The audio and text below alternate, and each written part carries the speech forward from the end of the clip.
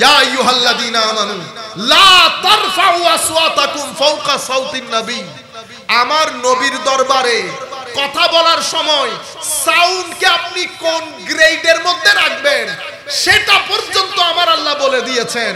এবার আপনি সেনসিটিভিটিটা বোঝা দরকার না, আপনি আপনার আকীদা প্রকাশ করেন, কিন্তু কথাটা ভদ্রভাবে বলা যেত, ভদ্রভাবে বলা যেত।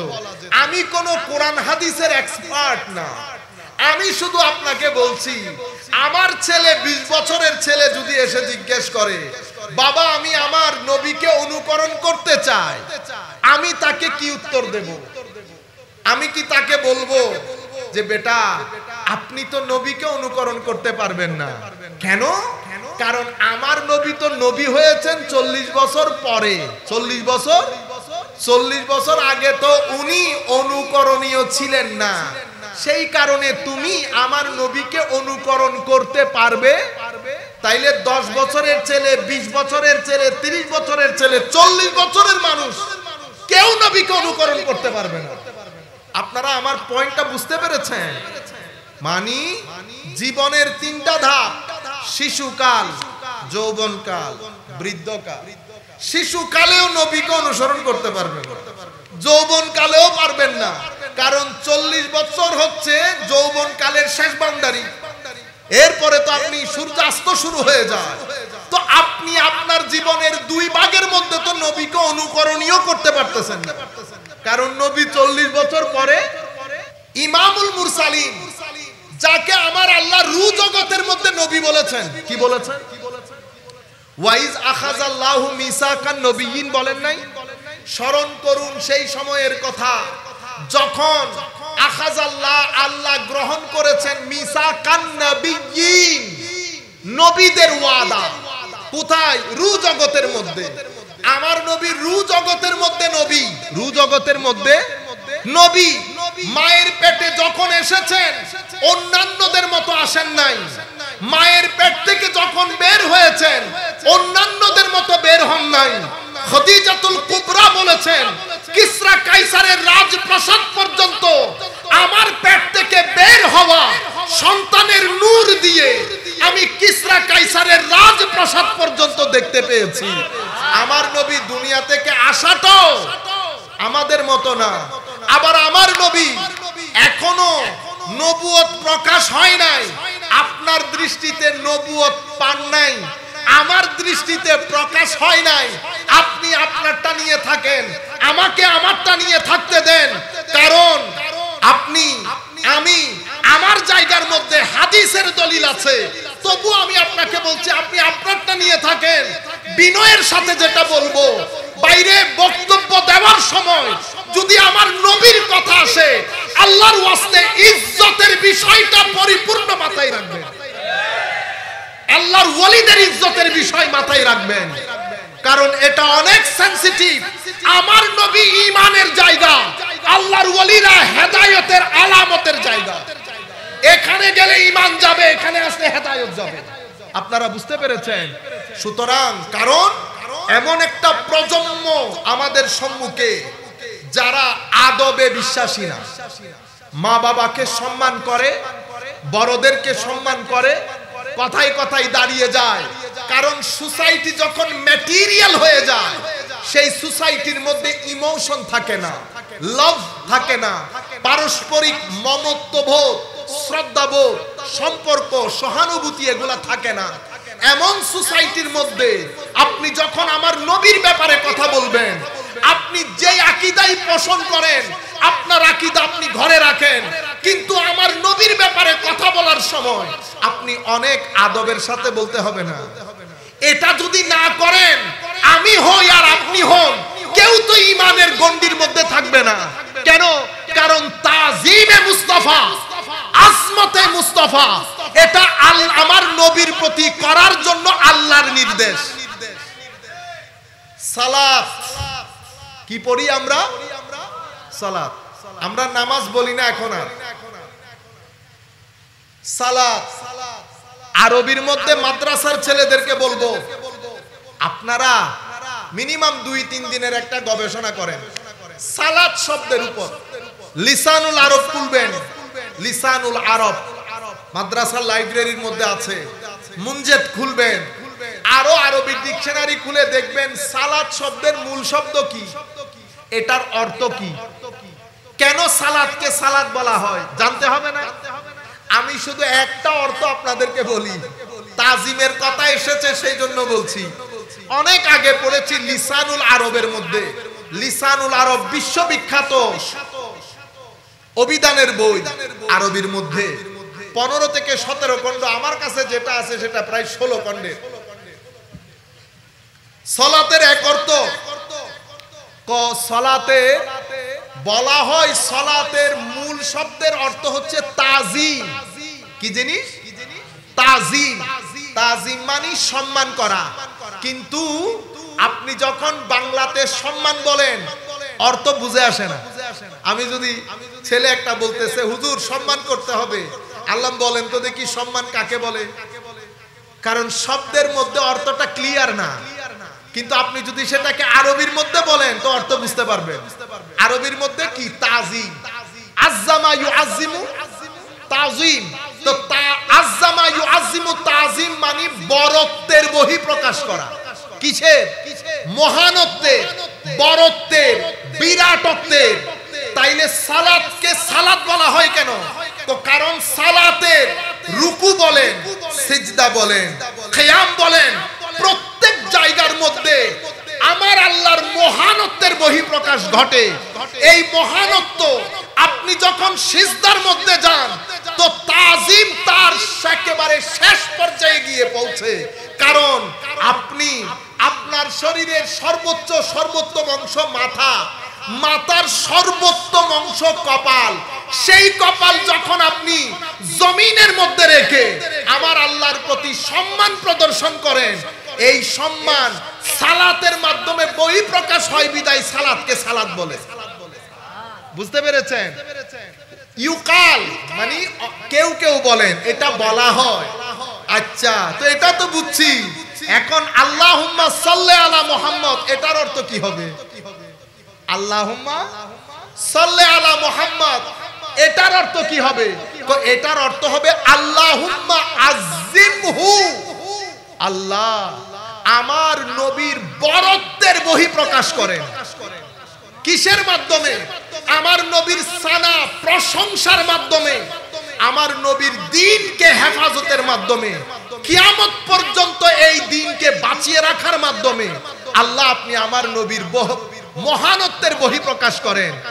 সেই কারণে সালাতকে সালাত বলে। আচ্ছা, এটা লিসানুল আরবের মধ্যে, আমি নিজের থেকে কিছু বলতেছি না। তো তাইলে আল্লাহুম্মা সাল্লি আলা মুহাম্মদ বলি কেন? তো বলি কারণ আমার নবী কত বড়। আমাকে বলা হচ্ছে দরুদ পড়ার জন্য। এখন দরুদ আমি কি পড়বো? আমি তো আমার নবীর হাইট জানি না। কি জানি না? হাইট। আপনারা বুঝতে পেরেছেন? গিফট কেনার জন্য আপনাকে আপনার জন্য শার্ট কিনতে হবে। দোকানওয়ালা জিজ্ঞেস করতেছে হুজুর সাইজ কি? আমি বলতেছি সাইজ তো ভাই জানি না। হুজুর সাইজ না জানলে আমি তো ফেরত দিব না। সমস্যা না? তখন এসে আপনার টাকা আপনারে দিয়ে বলতেছি বাইরে তুমি গিয়ে কিনে নিয়ে আসো। তুমি গিয়ে, আমি পারবো না। কেন? কারণ আমি আপনার সাইজ জানি না।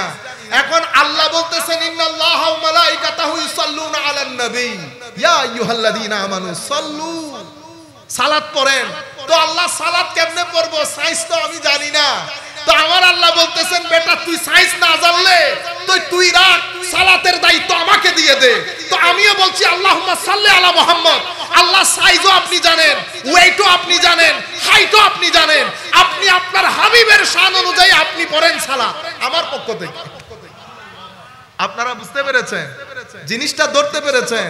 আমি আমার নবীর শান, মান, মাকাম, মর্তবা আমি তো জানি না। এখন আল্লাহ বলতেছেন সালাত পড়তে। তো সালাত কেমনে পড়বো? শানের লায়েক হইতে হবে না? তো আমি বলতেছি আল্লাহ আমি যেহেতু জানি না, আমার পক্ষ থেকে একটু আপনি পড়ে দেন। আপনার বান্দা, আপনার মাহবুব, আপনার নবী রাসূল আপনি জানেন কোন ওয়েটের। আপনি আপনার মাহবুবের শান অনুযায়ী আপনি পড়েন। দায়িত্ব আমি নিতে পারবো না। আল্লাহুম্মা সাল্লি আলা মুহাম্মদ ওয়া আলা আলে মুহাম্মদ। আল্লাহ আপনি পড়ে দেন। সুবহানাল্লাহ বলবেন না? ইন্না লিল্লাহি ওয়া ইন্না ইলাইহি রাজিউন। আল্লাহু আকবার।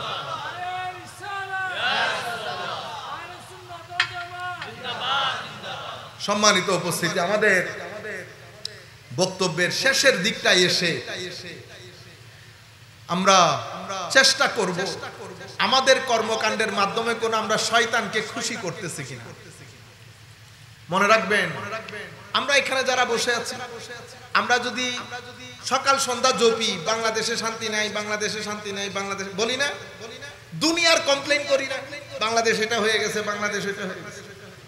আমি যদি আপনাকে জিজ্ঞেস করি, বাংলাদেশ তো অনেক বড়, আপনি 5.5 ফিটের এই বাংলাদেশ, আমার এই 5.5 ফিটের এটাও বাংলাদেশ মনে করেন, আমি এই 5.5 ফিটের মধ্যে শান্তি প্রতিষ্ঠা করতে পারছি?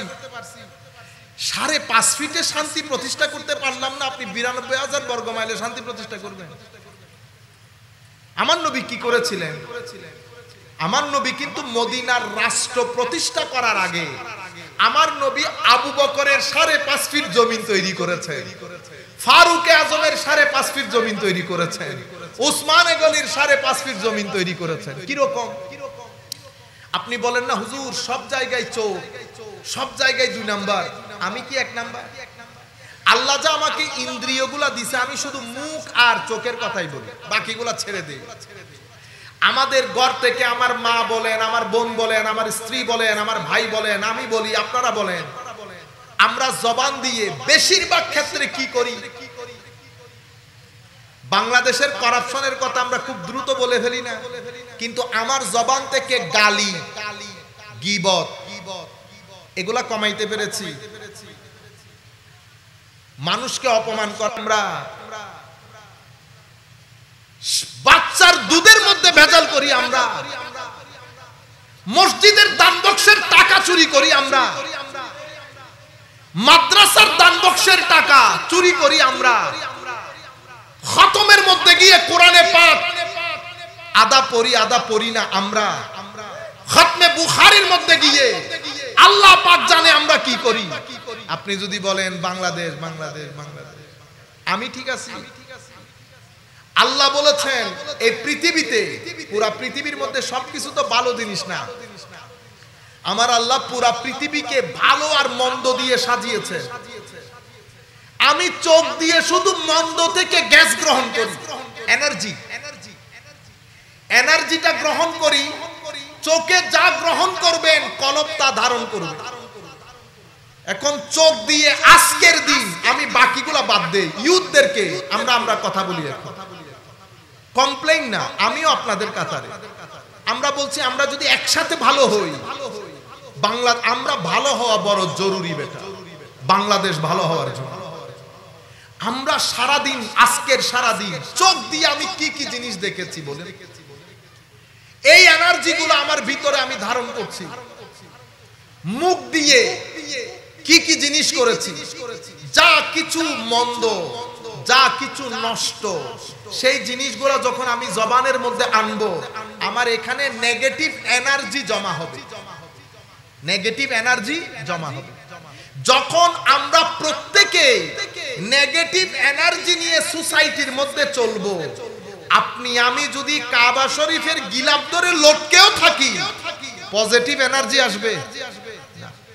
এটা আল্লাহর সুন্নত না, আল্লাহর সুন্নত। আমরা এখনো হেসে হেসে আসতেছি আমাদের চট্টগ্রাম থেকে। প্রত্যেক ব্যক্তি যিনি রং সাইডে গাড়ি চালাচ্ছেন, উনি আবার দাদাগিরিও দেখাচ্ছেন। উনি মনে করতেছেন উনি অনেক বড় কাজ করে ফেলেছেন, আসলে না। মানুষ অন্যায় করে যখন চোখ লাল করবে, বুঝতে পেরেছেন বিতর্কতভাবে মানুষটা পচে গেছে। কি গেছে? পচে গেছে। আপনারা বুঝতে পেরেছেন? আমরা এই ভালো এবং মন্দ, ফাআলহামাহা ফুজুরাহা ওয়া তাকওয়াহা, মনে রাখবেন, কবরের জীবন যদি আলোকিত হয়, দুনিয়ার জীবন সুন্দর হবে। এটা কখনো হবে না আমার দুনিয়ার জীবন অশান্তির আর কবরের জীবন শান্তির, এটা কখনো হবে না। সেই বাগানের মাঝখানে যে ঝর্ণাগুলা ছিল, সেই ঝর্ণা থেকে মিশকে আম্বরের খুশবু আসতো। আমার নবীর দুয়ার বরকত দেখলেন? হযরতে আনাস আমার নবীর সাহাবায়ে কেরামের মধ্যে একেবারে সবার শেষে ইন্তেকালকারী সাহাবী, অনেক বয়স পেয়েছেন আমার নবীর দুয়ার বরকতে। আর কি হযরতে আনাস বলতেছেন, আমার ছেলে নাতি পতি মিলে আমার সন্তান সন্ততির সংখ্যা 100-এর কম হবে না। কয় শতে? 100-এর কম হবে না। তাইলে আমার নবীর দুয়ার বরকতে হায়াতের মধ্যে একেবারে শেষের দিকে সাহাবায়ে কেরামের মধ্যে ইন্তেকাল করেছেন। আর সম্পদের ক্ষেত্রে আনাস রাদিয়াল্লাহু তাআলা আনহু তৎকালীন যুগের সবচেয়ে বড় রিচেস্ট পারসন ছিলেন। সন্তান সন্ততির দিকে এত সন্তান অন্য কারো ছিল না। আপনারা বুঝতে পেরেছেন? এটা আমার নবীর দরবার, এটা আমার নবীর দরবার। নবী সম্পর্কে আমাদের আকীদা, আপনি যখন বলবেন, ধরেন আপনাকে কেউ প্রশ্ন করেছে, আপনি হয়তো বিশ্বাস করেন 40 বছর পূর্বে নবী ছিলেন না, ধরেন এটা আপনি বিশ্বাস করেছেন। কথাটা ভদ্রভাবে বলা যায় না। আপনি যেই জাতির সম্মুখে কথাগুলা তুলে ধরতেছেন, সেই জাতি বুঝ ব্যবস্থার ক্ষেত্রে সবাই তো এক না।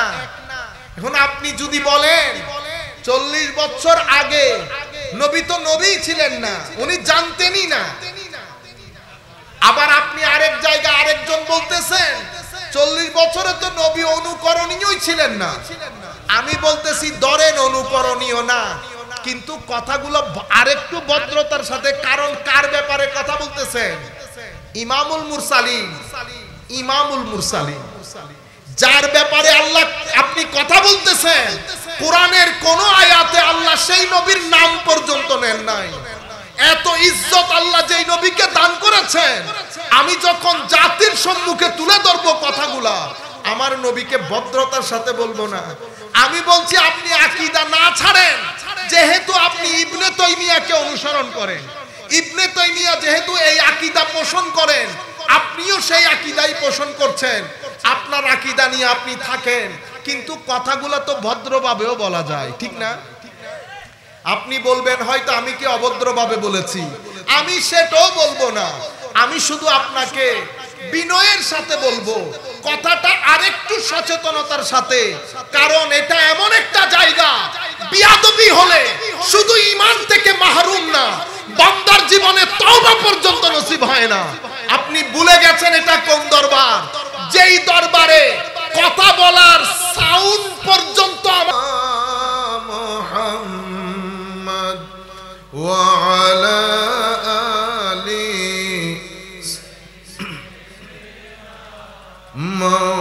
মাওলানা মুহাম্মদ। বিসমিল্লাহির রহমানির রহিম। قال الله سبحانه وتعالى في القرآن الكريم: ولقد صدق عليهم إبليس ظنه فاتبعوه إلا فريقا من المؤمنين. وأيضا قال الله سبحانه وتعالى: وأوحى ربك إلى النحل أن اتخذي من الجبال بيوتا ومن الشجر ومما يعرشون. صدق الله مولانا العظيم وصدق رسوله النبي الحبيب الكريم ونحن على ذلك لمن الشاهدين والشاكرين. رب صل وسلم وبارك عليه. উপস্থিত চট্টগ্রাম সহ পুরা বাংলাদেশের ঐতিহ্যবাহী এই দরবারের অন্যতম প্রাণ পুরুষ হুজুর আল্লামা বুরহানুদ্দিন ওয়াইসি রাদিয়াল্লাহু তাআলা আনহুর লখতে জিগার, আমাদের আপনাদের সকলের প্রাণের মানুষ হুজুর আল্লামা শেখ সৈয়দ ডক্টর মনজুর আহমদ আল মাদানী আর রিফাই ওয়াইসি নকশবন্দি কাদরি রহমতুল্লাহি আলাইহির 12তম পবিত্র ওয়াসাল শরীফ উপলক্ষে আয়োজিত আজকের এই প্রথম দিবসের সম্মানিত সভাপতি হুজুরের সাহেবজাদা হুজুর আল্লামা শেখ সৈয়দ মাসুদ আহমদ বুরহানি আল আহমদি ওয়েসি রিফাই মুদ্দাজিল্লুহুল আলী আজকের এই অনুষ্ঠানে আমার পূর্বে যিনি আলোচনা করেছেন, যদিও আপনারা বিশেষ আলোচক লিখেছেন, আমি অনুরোধ করব আপনারা, যেহেতু এটা বাংলাদেশের ঐতিহ্যবাহী একটা মাদ্রাসা, আমরা আশা করব এই মাদ্রাসার মধ্যে যারা আলেম আসবেন তারাই যেন সবচেয়ে বেশি সম্মানিত হন। আমার পূর্বে যিনি আলোচনা করেছেন, যদিও বয়সের কারণে আমার নামটা আগে চলে গেছে, ওনার নামটা পরে এসেছে, তবে প্রধান বক্তা বিশেষ বক্তা না লিখে আপনারা লিখবেন আলোচক বৃন্দ, আলোচক বৃন্দ। তখন আপনি বয়স বড় হিসেবে আমাদেরটা উপরে দিলেন, ওনাদের বয়স ছোট হিসেবে নিচে রাখলেন, কিন্তু ওনারা বিশেষ বক্তা নন। উনি ডক্টর সাইফুল ইসলাম আজহারি সাহেব কেবলা। আমরা দোয়া করি মাওলাই করিম আমাদের এই প্ল্যাটফর্মের মধ্যে আরো কয়েক ডজন সাইফুল ইসলাম আজহারি আল্লাহ দান করুক। দোয়া করবেন আল্লাহ যেন তাকে হায়াতে তৈয়বা তবিলা তাহেরা দান করেন এবং তার ইলম ও হিকমতের মধ্যে মাওলাই করিম যেন দিন দুগুনি রাত চুগুনি তরক্কি দান করেন। সম্মানিত উপস্থিতি, সময় অত্যন্ত সংক্ষিপ্ত, আমি বক্তব্য অনেক দীর্ঘায়িত করব না, আমাদের আসতে এবার অনেক সময় লেগে গেছে, সুতরাং আমরা বক্তব্য আপনাদেরকেও গরমের মধ্যে আমি চাই না আপনারাও বিরক্ত হয়ে যান। আজীব বিষয় আল্লাহর ওলিদের দরবারের মেহমানদারি। আমি আপনাদেরকে আগে আমার অবস্থান পরিষ্কার করে দেই। আমাদের দাওয়াতের কোনো দরকার হয় না, দাওয়াতের কোনো দরকার হয় না। কাউকে উপরে তোলা, কাউকে নিচে নামানো, আল্লাহ আমাদেরকে বাঁচিয়েছেন। দোয়া করব আল্লাহর দরবারে আল্লাহ যেন মৃত্যুর আগ পর্যন্ত বাঁচিয়ে রাখেন। 2 3 নাম্বার, আমরা কোনো বলয়ের সাথে থাকি না, স্রোতের বিপরীতে হাঁটতে পছন্দ করি এবং যা কিছু করি আমার নবী সাক্ষী, আমার নবী সাক্ষী, এবং যার পাশে বসে আমরা কথা বলছি উনিও সাক্ষী, উনিও সাক্ষী। কখনো কাউকে খুশি করার জন্য, কাউকে উপরে তোলার জন্য আল্লাহ এই পর্যন্ত কোনো কথা বলার নাই। আপনারাও দোয়া করবেন আল্লাহ যেন কিয়ামতের আগ পর্যন্ত মুখ দিয়ে এই ধরনের কথা বের না করে। আমরা চট্টগ্রাম থেকে যখন আসতেছিলাম আমার খুব ইচ্ছে করতেছিল ডাবের পানির সাথে ওই যে ডাবের ইয়া থাকে না, মানে লেওয়া, ওইটা সহ একটু খাওয়ার জন্য। ছেলেদেরকে আমি বলতেছিলাম যে তালের কথা, ডাব যদি না পাই অন্তত তাল দিয়ে হইলো বেতাল হয়ে যায়। এটা করতে করতে আমরা এখানে চলে আসছি। এখান থেকে বোধহয় 15-20 মাইল আগে এক ব্যক্তি ডাবও বিক্রি করতেছেন, কাঁঠালও বিক্রি করতেছেন। মনের মধ্যে এসেছে গাড়ি দাঁড় করায়, কিন্তু এদিকে লেট হয়ে যাচ্ছে অনেক বেশি। আমি চট্টগ্রাম থেকে বের হয়েছি প্রায় 3:30টার দিকে। আল্লাহর আজীব শান, আল্লাহর ওলিদের দরবারের মেহমানদারি। খাওয়া দাওয়া করার পরে হুজুর ফ্রুট দিয়েছেন। বাংলাদেশে আমার জীবনে কোনো কেউ ফ্রুটের মধ্যে ডাবের লেয়াই দিতে দেখি নাই, তো হুজুর দেখলাম ফ্রুটের সাথে ডাবে লেওয়াও দিছে। এটা দেখার পরে আল্লাহর দরবারে কেমনে শুকরিয়া আদায় করি বলেন তো। এই কথাটা আমি এভাবে শুরু করার পেছনে একটা কারণ আছে। আমি ইউথ যারা বসেছেন তাদের দৃষ্টি আকর্ষণ করবে, এটা আপনারা মনে রাখবেন। আল্লাহ আল্লাহর বান্দার মনের ইচ্ছা কিভাবে পূরণ করেন, সেই ইচ্ছা পূরণ করার জন্য সবচেয়ে এফেক্টিভ হচ্ছে আল্লাহর নবীর কোন নিশান যদি থাকে, সেই নিশানের সংস্পর্শে যদি আপনি থাকতে পারেন, তাহলে এই ধরনের দোয়া কবুল খুব দ্রুত গতিতে হয়। ইহদিনাস সিরাতাল মুস্তাকিম। আমরা সবাই আল্লাহর দরবারে হেদায়েত কামনা করি, ঠিক না? আল্লাহ হেদায়েত দান করেন। হেদায়েত জিনিসটা কি তার আগে আপনারা যারা এখানে এসেছেন এবং অনলাইনের মাধ্যমে যারা যুক্ত হয়েছেন, আমরা সকলের প্রতি আমাদের অন্তরের অন্তঃস্থল থেকে সশ্রদ্ধ সালাম জানাচ্ছি। আসসালামু আলাইকুম ওয়া রাহমাতুল্লাহি তাআলা ওয়া বারাকাতুহু। হেদায়েত দার্শনিক একজন এক এক ধরনের কথা বলেছে। ইহদিনাস সিরাতাল মুস্তাকিম, আল্লাহ সিরাতুল মুস্তাকিম দেখাও, এরাতুত তারিক বলে, হাদা ইয়াহদি, এটার অর্থ যদি মাদ্রাসার ছাত্রদেরকে বিশেষ করে বলছি, এটা নিয়ে আপনারা একটা গবেষণা করতে পারেন 10-12 দিনের। হেদায়েত শব্দটা পবিত্র কোরআনে কয় জায়গায় এসেছে, হেদায়েত শব্দের অর্থের ক্ষেত্রে উলামায়ে কেরাম কি কি অভিমত ব্যক্ত করেছেন, এই ধরনের গবেষণাগুলো ছোট ছোট প্রশ্ন বের করে আপনারা যদি গবেষণা করেন, জ্ঞানও বাড়বে, উগ্রতা কমবে। মনে রাখবেন, জ্ঞানের সাথে যদি তাকওয়া থাকে তো উগ্রতা কমে যাবে, আর জ্ঞানের সাথে যদি তাকওয়া না থাকে উগ্রতা বেড়ে যাবে। কি বেড়ে যাবে? উগ্রতা। উগ্রতা হচ্ছে হিংসার সন্তান। কিসের সন্তান? হিংসা। আপনার ভিতরে যদি হিংসা থাকে তো হিংসার সন্তান হচ্ছে উগ্রতা। হিংসা যে আছে সেটা কিভাবে বুঝবেন? আমার কথাবার্তা, চাল চলন, বক্তব্যের ধরন গঠন দিয়ে বুঝবেন আমার ভিতরে হিংসা আছে। যার ভিতরে হিংসা টাইটুম্বুর, ইনিও হিংসার বিরুদ্ধে ওয়াজ করেন যেভাবে আমরা করতেছি। আমাদের ভিতরে হিংসা ভরপুর, কিন্তু আমরাও বক্তব্য দেওয়ার সময় কি বলি? যার হিংসা আছে তারে আল্লাহ পছন্দ করেন না। আল্লাহর দরবারে দোয়া করি মাওলাই করিম যেন আমাদেরকে এগুলা থেকে রক্ষা করেন। আমিন বলেন সবাই। তাহলে যখন আপনার জ্ঞান বাড়বে, সাথে সাথে নামাজ, দোয়া, তাসবিহ, তাহলিল, মাজারাতের জিয়ারাত এগুলো যখন বাড়বে, তখন জ্ঞানের সাথে সাথে ভদ্রতা, নম্রতা এগুলো বেড়ে যাবে। তাহলে হেদায়েত মানে কি? হেদায়েত হচ্ছে আমি আল্লাহর দরবারে বলছি, আল্লাহ আমাকে রাস্তা দেখান। এখন আমি যদি বলি রাস্তা দেখান, তো রাস্তা তো আল্লাহ দেখাই দিছেন। আমরা যখন চাঁদপুর দিয়ে আসতেছি, কত জনের রাস্তা দেখাইছে, এমনে যান এমনে যান, তবুও নেমে নেমে জিজ্ঞেস করতে হচ্ছে না। কিন্তু আপনাদের এখান থেকে যদি কেউ আমাদের সাথে থাকতো, গাড়ি থেকে নামতে হইতো না, কোনো ডিস্টারবেন্স হইতো না, চিন্তা চেতনা পেরেশানি হইতো না, যিনি আছেন উনি নিয়ে যাইতেন। তাইলে হেদায়েতের যেটা আমরা কামনা করছি সেটা দুই ধরনের হইতে পারে। একটা হচ্ছে রাস্তা দেখানো, এটাকে বলে এরাতুত তরিক, রাস্তা দেখানো। আরেকটা হচ্ছে ইসাল ইলাল মাতলুব।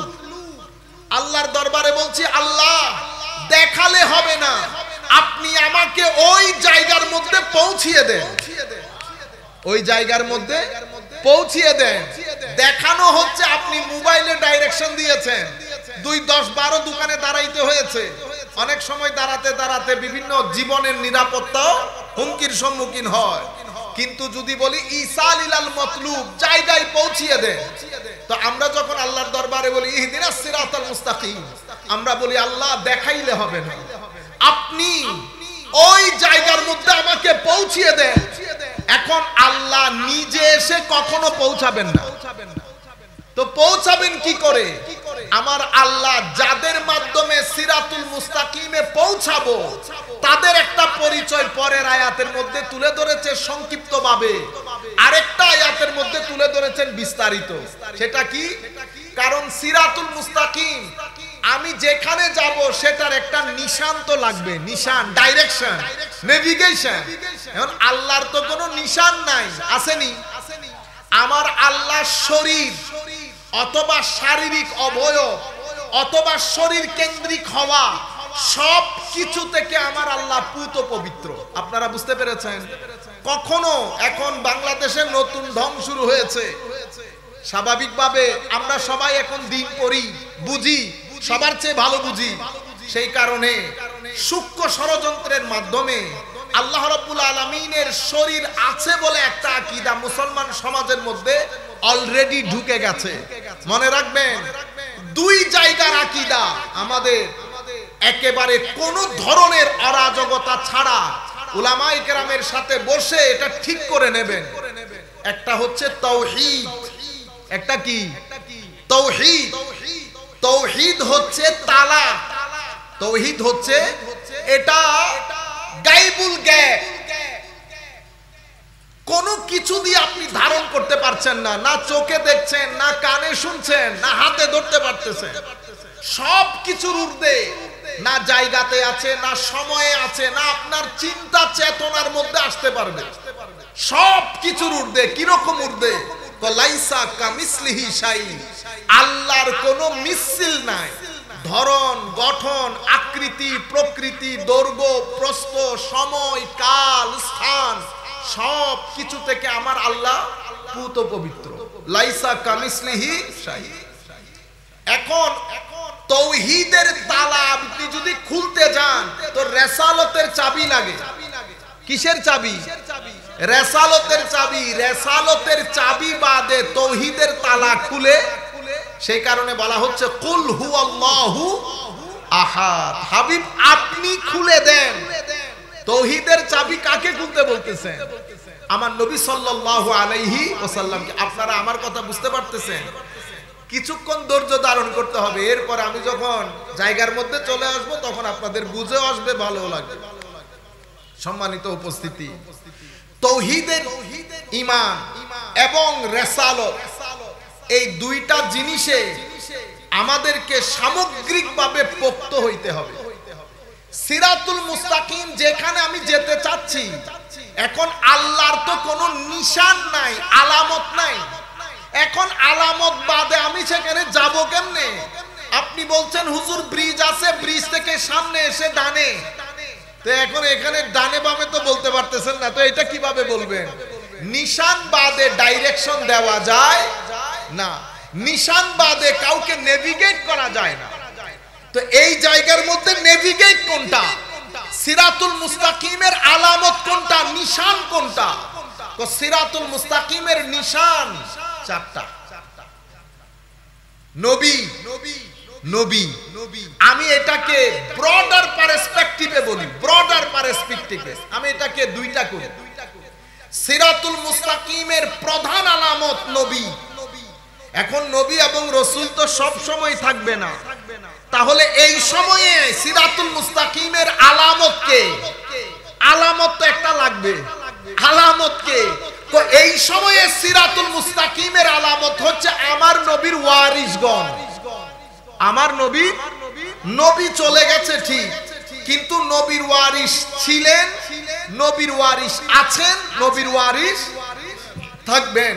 আগে বেশি ছিলেন, এখন কম আছেন, পরবর্তীতে আরেকটু কমবেন, কিন্তু থাকবেন। তাহলে বর্তমান যুগে আমরা যেই প্যান্ডেলের নিচে বসে আছি, এটাও আমার নবীর ওয়ারিসদের একজনের জায়গা। হযরতে শেখ বুরহানুদ্দিন ওয়াসি রাহমাতুল্লাহ আলাইহি কার খলিফা? কার জানাজা পড়িয়েছেন আপনারা জানেন? প্রফেসর আব্দুল খালেক রাহমাতুল্লাহি আলাইহি। ওয়া নাফা'না বিউলুমিহি ফিদ দারাইন আমিন। দোয়া করি মাওলাই করিম হুজুরের ফয়ুজাত দিয়ে যেন আমাদের সিনাকে ধন্য করেন, আমিন বলেন।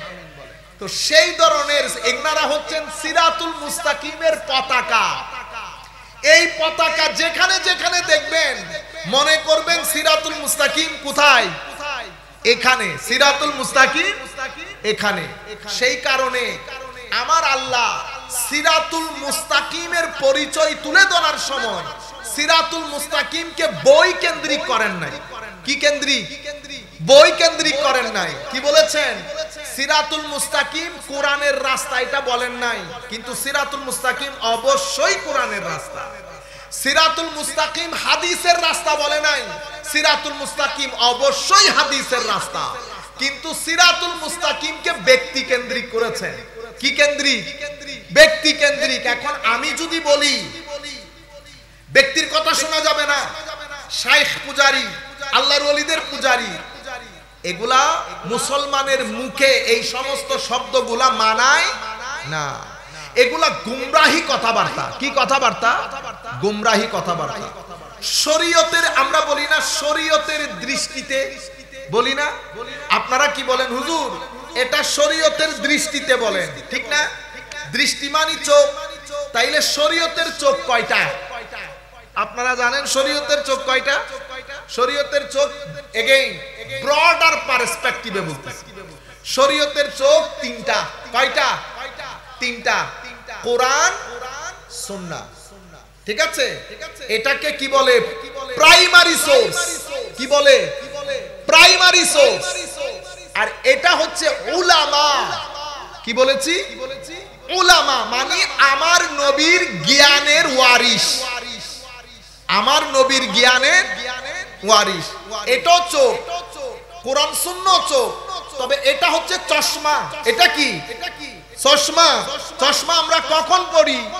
যখন আমার চোখে দেখতে নজরে যখন না আসে তখন আমরা চশমা ব্যবহার করি, ঠিক না? কোরআন সুন্নাতে যখন কোনো কিছু নজরে আসবে না তখন আমরা চশমা ব্যবহার করব। সেই চশমা কারা? এই ইনারা। ইনারা কারা? ইনারা হচ্ছে আমার নবীর জ্ঞানের ওয়ারিস, আমার নবীর জ্ঞানের। তাহলে শরীয়তের দৃষ্টি তিনটা, একটা কোরআন, একটা সুন্নাহ, হাদিস না। আপনারা বুঝতে পারছেন?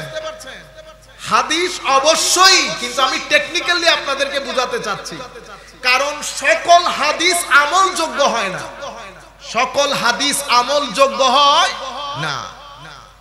আহলুল হাদিস এটা একটা একাডেমিক টার্ম। কি টার্ম? আপনারা বলেন একাডেমিক টার্ম। বহুত কোন ওয়াজ শুনছেন, আমরা এবার ক্লাস করি কতক্ষণ, কিছু শিখে না গেলে তো আমি এত দূর আসলাম চলে গেলাম বেফায়দা, ঠিক আছে? আহলুল হাদিস এটা একটা একাডেমিক টার্ম। আপনি হাত তুলেন নামান, আমিন জোরে বলেন, এটাকে আহলুল হাদিস বলে না, এটা চরম মূর্খতা। কি মূর্খতা? চরম মূর্খতা। কেন? কারণ এটা একটা একাডেমিক টার্ম। কাদেরকে বলে আহলুল হাদিস? যারা ইলমুল হাদিসের মধ্যে প্রথম ক্যাটাগরির একেবারে অসম্ভব উপরের দরজার বিশেষজ্ঞ, তাদেরকে বলা হতো আহলুল হাদিস। সমস্ত হাদিস আমলযোগ্য হয় না, কিন্তু সমস্ত সুন্নাহ আমলযোগ্য। সমস্ত হাদিস আমলযোগ্য নয়। আপনারা বুঝতে পেরেছেন? তাইলে শরীয়তের দৃষ্টি কয়টা পাইলাম? কোরআন, হাদিস না, কি বলেছি? সুন্নাহ। কেন? কারণ হাদিসের মধ্যে অনেক হাদিস আমলযোগ্য হয় না। সেই কারণে আমার নবী বলতে কি বলে গেছেন? তোমাদের জন্য রেখে যাচ্ছি কিতাবুল্লাহ, এরপরে কি? ওয়া হাদিসি ওয়া সুন্নতি, সুন্নত রেখে যাচ্ছি। তাইলে শরীয়তের দৃষ্টি যখন বলবেন তখন তিনটা জিনিস আপনাকে পরিষ্কার করতে হবে, কোরআনের আলোকে, সুন্নতের আলোকে, উলামায়ে কেরামের দৃষ্টিতে। উলামায়ে কেরাম ও শরীয়তের একটা চোখ, শরীয়তের একটা চোখ। আমি কি আলেম? কোনা আপনি আলেম না। আপনাকে যিনি পড়িয়েছেন উনি কি আলেম? উনিও আলেম না। তাইলে এখানে আলেম বলতে কে? আলেম বলতে অসম্ভব জ্ঞান গভীরতা আল্লাহ যাকে দান করেছেন, যিনি কোরআন এবং সুন্নতের ইনডাইরেক্ট স্পিচ গুলা বের করে মানুষের সম্মুখে সুন্দর করে বয়ান করতে পারে, তাদেরকে কি বলে? উলামা। তাদেরকে মানে বিশেষজ্ঞ আলেম, বিশেষজ্ঞ আলেম। আপনারা বুঝতে পেরেছেন? এই আলেম আবার তিন ধরনের। কয় ধরনের? হ্যাঁ, তিন ধরনের। প্রথম ধরনের আলেম কারা? প্রথম ধরনের আলেম হচ্ছে যারা সেই যুগ থেকে এই যুগ পর্যন্ত রিওয়ায়াতগুলা আমাদেরকে এনে দিয়ে গেছেন ধারে ধারে। বুখারী, ইমাম বুখারীর আগে ইমাম আব্দুর রাজ্জাক, বুঝতে পেরেছেন? এরকম বড় বড় মুহাদ্দিস, এদেরকে বলে আহলুর রিওয়ায়া। কি বলে? যারা রিওয়ায়াতগুলো আমাদের পর্যন্ত পৌঁছিয়ে দিয়েছেন, নাম্বার 1। নাম্বার 2, যারা রিওয়ায়াতের ভিতরে ডুব দিয়ে শরীয়তের মাসলা মাসাইলগুলো আহরণ করেছে, এদেরকে আমরা বলি ফকিহ, আহলুদ দেরায়া। রিওয়ায়াতও পেলেন, দেরায়াতও পেলেন। 3 নম্বরের আলেম কারা? তো 3 নম্বরের আলেম তারা যারা মানুষের সিনার জগতের মধ্যে ইশকের চেরাগ জ্বালিয়ে আল্লাহর বান্দাকে আল্লাহর বন্ধুতে পরিণত করে, তাদেরকে বলে আহলুল মুশাহাদা। আহলুল, যাদেরকে আমরা আল্লাহর ওলি বলি। আহলুর রিওয়ায়াকে মুহাদ্দিস বলি, আহলুদ দেরায়াকে ফকিহ বলি, আহলুল মুশাহাদাকে আল্লাহর ওলি বলি। ইনারা সবাই হচ্ছেন উলামা। আপনারা বুঝতে পেরেছেন? উলামা। তাইলে শরীয়তের দৃষ্টি কয়টা? কেউ যদি আপনাকে জিজ্ঞেস করে হুজুর শরীয়তের দৃষ্টিতে বলেন, তাইলে আপনি তাকে কি বলবেন? কোরআন, সুন্নাহ, অতঃপর উলামা।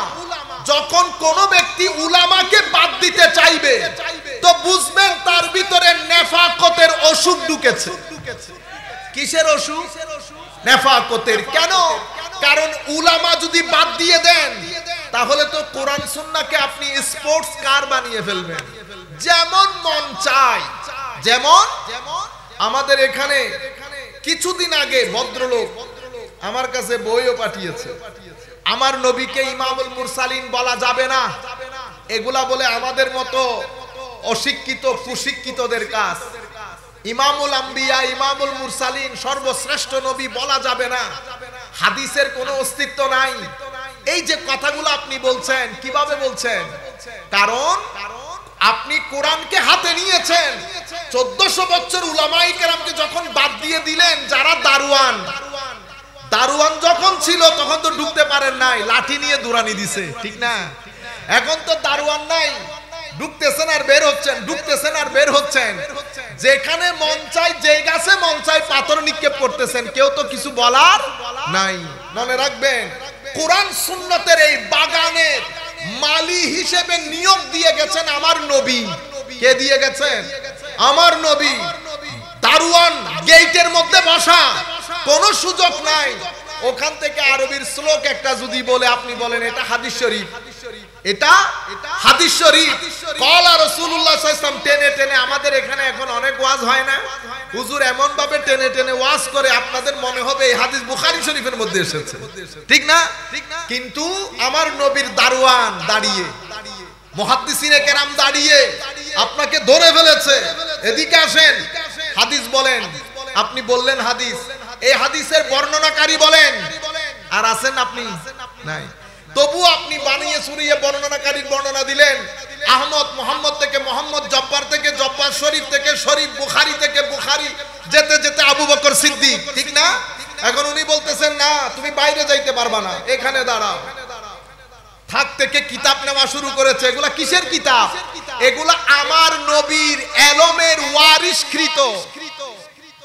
আল্লাহুম্মা সাল্লি আলা, আরে আল্লাহ, যেখানে যায় কারেন্ট চলে যায়। দয়ালি সাইয়্যিদিনা, নিতে হবে না, ওটা লাগবে না। আল্লাহুম্মা,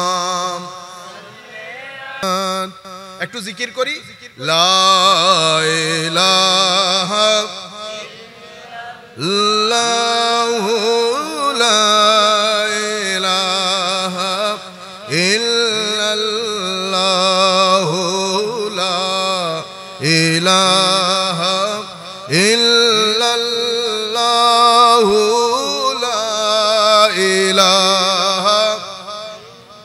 লা ইলাহা ইল্লাল্লাহ মুহাম্মাদুর রাসূলুল্লাহ। আমার কথা তো শুনতে পাচ্ছেন? মাইকের দরকার নাই। আমি আপনাদেরকে বলতে চাচ্ছিলাম, জি মাইক আসবে? আচ্ছা, এখন যেখানে যায় কারেন্ট চলে যায়, বুঝলাম না। এটা তাড়াতাড়ি করেন।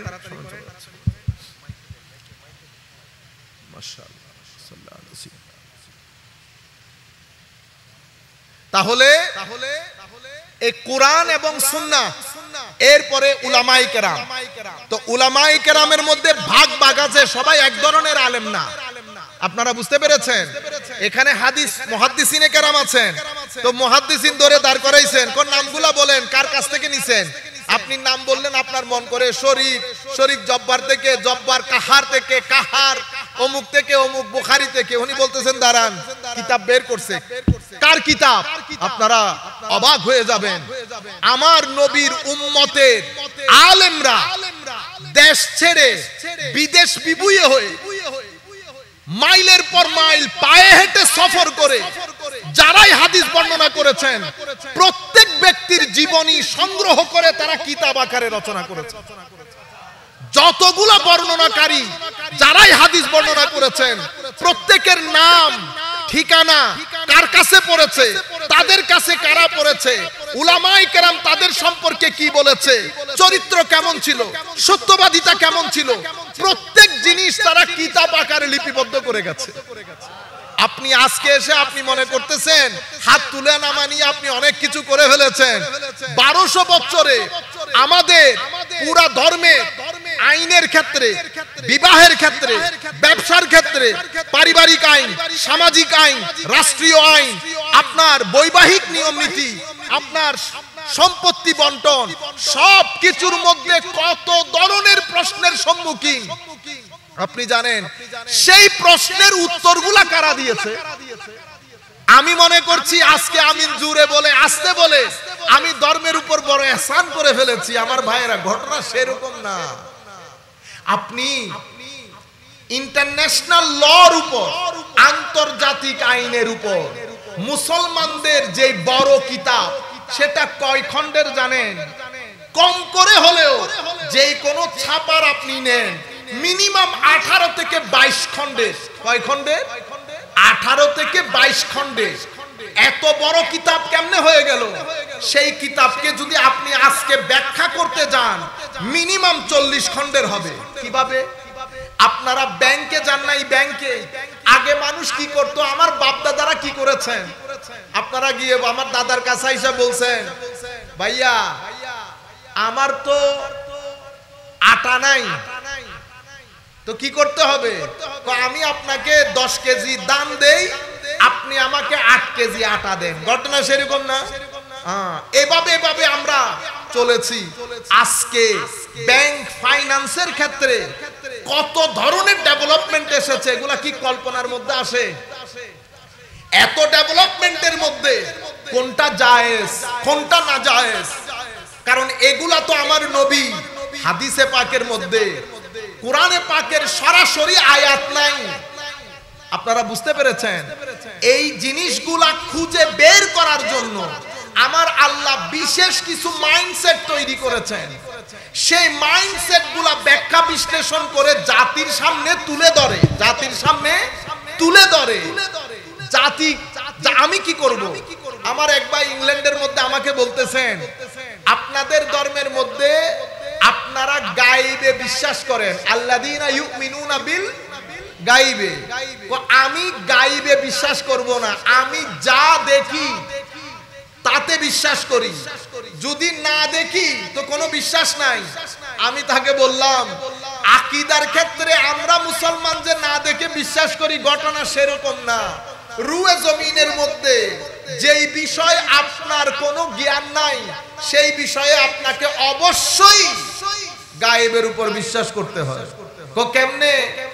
আল্লাহ ডাক্তারের কাছে মাকে নিয়ে গেলেন, আপনার ডাক্তার বলেছে আপনার মায়ের হার্ট ব্লক, হার্ট ব্লক, হার্টের এক্সরে করিতে দিয়েছে, সবকিছু করাই আনলেন। এক্সরের ওই ফিল্মটা যদি আমি আপনার সামনে আজকে থেকে কিয়ামত পর্যন্ত ধরে রাখি, আপনি বুঝবেন হার্টে যে ব্লক হয়েছে, বুঝবেন। কিন্তু ডাক্তার যখন আপনাকে ওই গ্লাস আলা লাইট আলা ওইটার মধ্যে ফিল্মটা লাগিয়ে লাঠি দিয়ে দেখায় না, এটা একটা ব্লক, এটা একটা ব্লক, এটা একটা ব্লক, আপনি কি বলতেছেন? আমান্না ওয়া সাল্লামনা, আমান্না ওয়া সাল্লামনা আল্লাযীনা ইউমিনুনা বিল গায়ব। আপনি বুঝতেছেন এগুলা কিছু?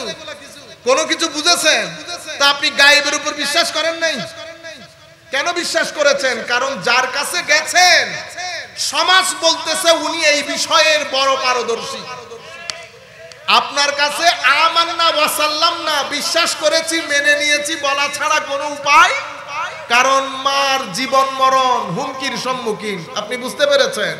এটা তো ডাক্তার ইনকাম ট্যাক্সের উকিলের কাছে গেছেন, বুঝতে পেরেছেন? ইনকাম ট্যাক্সের উকিল বলতেছে এই এই বিষয়গুলো দেখানো যাবে না, আপনি বলতেছেন না, না দেখাইলে অসুবিধা আছে, আমি দেখাইতে হবে। উনি আপনারে 7-5-14 বুঝাই দিবেন, এটা এটা করলে আপিলে যাবে, আপিলের মধ্যে এটা হবে সেটা হবে। আপনার মাথার ভিতরে ঢুকছে কিছু, মাথার উপর দিয়ে চলে গেছে। আপনি কি বলেছেন? আমান্না ওয়া সাল্লামনা। ঠিক আছে, গাড়িতে উঠেছি, এখানে আসবো, আমি তো চিনি না, ড্রাইভার যে রাস্তা দিয়ে নিয়ে যাচ্ছে কি বলতে হচ্ছে? আমান্না ওয়া সাল্লামনা। তো আপনি বলতেছেন শুধু আকীদার ক্ষেত্রে ঈমান বিল গায়ব, যেই জিনিস আপনি জানেন না, যেই ব্যাপারে আপনার কোনো জ্ঞান নাই, প্রত্যেক বিষয়ে আপনাকে না জেনে না দেখে ঈমান গ্রহণ করা বাদে আপনি পৃথিবীতে চলতেই পারবেন না।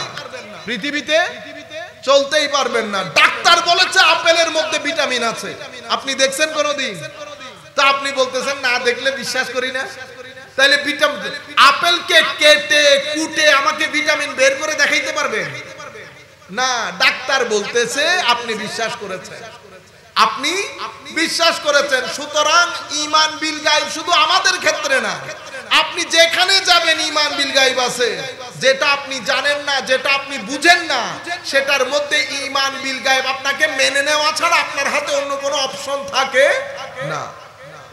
আমি আপনাদেরকে বলছি, উলামায়ে কেরাম এই বিষয়গুলো আমাদের জন্য রেখে গেছেন, কিন্তু আফসোসের বিষয় হচ্ছে আমরা সেই উলামাগুলোকে ডিসরিগার্ড করে, আন্ডার এস্টিমেট করে, ইগনোর করে আমরা এখন, আর আমাদেরকে শিখিয়ে দিয়েছে কি? মৌলবী। কি শিখিয়ে দিয়েছে? মৌলবী। আমরা ব্যাকওয়ার্ড মনে করি। মনে রাখবেন, উলামাদেরকে আমার নবী আমার নবীর জ্ঞানের ওয়ারিস বলেছে। জ্ঞানের ওয়ারিস। ইনাদের মাধ্যমে হেদায়েতের চাকা ঘুরতেছে। এক বুরহানুদ্দিন ওয়াইসি এখানে বসা, এখানে শোয়া। দেখেন দেখি, এত বড় প্রতিষ্ঠান, বাংলাদেশে পয়সাওয়ালা লোকের অভাব আছে, করে দেখাইতে পারছে কেউ একটা মাদ্রাসা। আপনারা বুঝতে পেরেছেন কেন? ইহদিনাস সিরাতাল মুস্তাকিমে যেই নিশান দরকার, আমার নবী তো এখন হীন হায়াতের মধ্যে নাই। নবীর পরে সিরাতুল মুস্তাকিমের নিশান হচ্ছে উলামায়ে কেরাম, উলামায়ে হক্কানি, যাদেরকে আমরা মুহাদ্দিস বলি, মুফাসসির বলি, আল্লাহর ওলি বলি। বিশেষ করে উলামায়ে কেরামের মধ্যে মেইনলি উলামায়ে কেরাম দুই প্রকারের। কয় প্রকারে? দুই প্রকার। কেউ আমার নবীর তালিমাত, আমার নবীর তালিমাত নিয়ে কাজ করে, আর কেউ আমার নবীর সিনা মুবারকের নূর নিয়ে কাজ করে। কেউ আমার নবীর সিনা মুবারকের নূর ধারণ করে সেটাকে বন্টন করে, আর কেউ আমার নবীর তালিমাতের কাজ করে।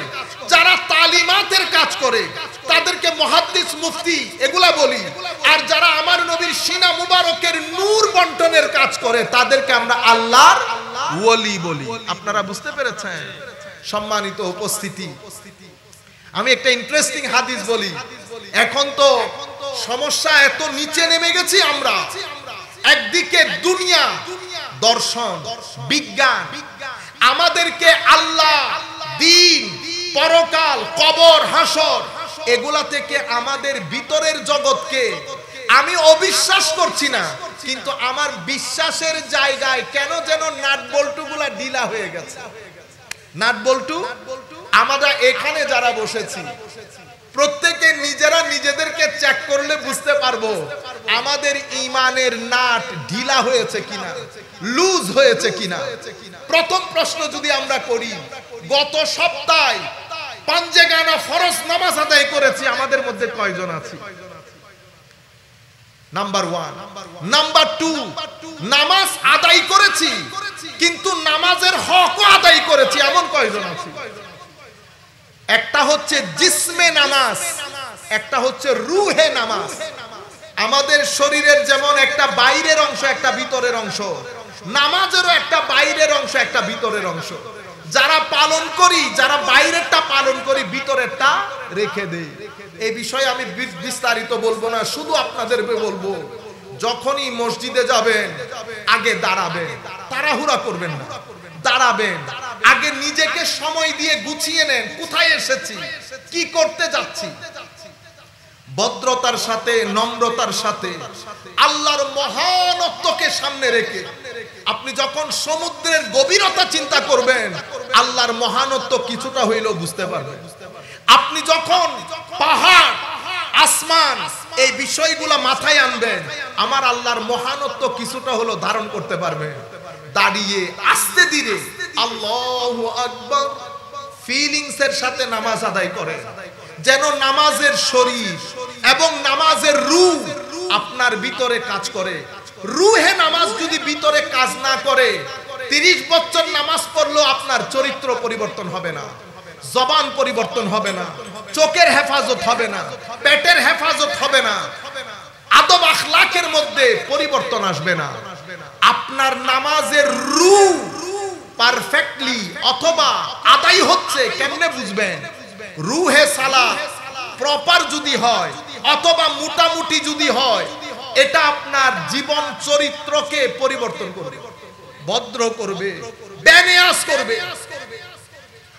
সত্যবাদিতা, চোখ কান এগুলা সব কিছু দেখবেন হেফাজতের মধ্যে চলে এসেছে। আমাদের মধ্যে আমরা যদি বিচার করি, আমরা গত সপ্তাহের মধ্যে কোরআনে পাক কয়বার তিলাওয়াত করেছি? পুরা সপ্তাহের মধ্যে আল্লাহ কবর হাসর আমাদের ভিতরে কতটুকু কাজ করেছে আপনারা নিজেরাই বুঝতে পারবেন। আমাদের ঈমানের বিশ্বাসের জায়গা লুজ হয়েছে কিনা? আমাদের বিশ্বাসের জায়গাটা লুজ হয়ে যাচ্ছে দিনের দিন। কারণ অতিমাত্রায় দুনিয়াদারি, অতিমাত্রায় লোভ, অতিমাত্রায় প্রতিযোগিতা আমাদের ভিতর থেকে কবর হাসর আখিরাত উঠিয়ে দিচ্ছে। আর আমাদের মতো কিছু আলেমদের কারণে আমার নবীর শানে রিসালাতের মধ্যে এবং শানে নবুয়তের মধ্যে বেয়াদবি হচ্ছে। বেয়াদবি। হযরতে আনাস বিন মালিক রাদিয়াল্লাহু তাআলা আনহু, নাম তো শুনেছেন আপনারা, দীর্ঘ 10 বছর আমার নবীর খেদমত করেছে, ঠিক না? উম্মু সুলাইম রাদিয়াল্লাহু আনহা ওনার আম্মা জান আমার নবীর কাছে নিয়ে এসেছেন হযরতে আনাস বিন মালিককে। সিয়ারে আলামিন নুবালা থেকে শুরু করে অসংখ্য কিতাবের মধ্যে এসেছে। হায় হায়, এসে বলতেছেন, হুজুর এ আমার ছোট্ট ছেলে উনাস, মানে আনাস ছোট, হুজুর একটু তার জন্য দোয়া করে দেন।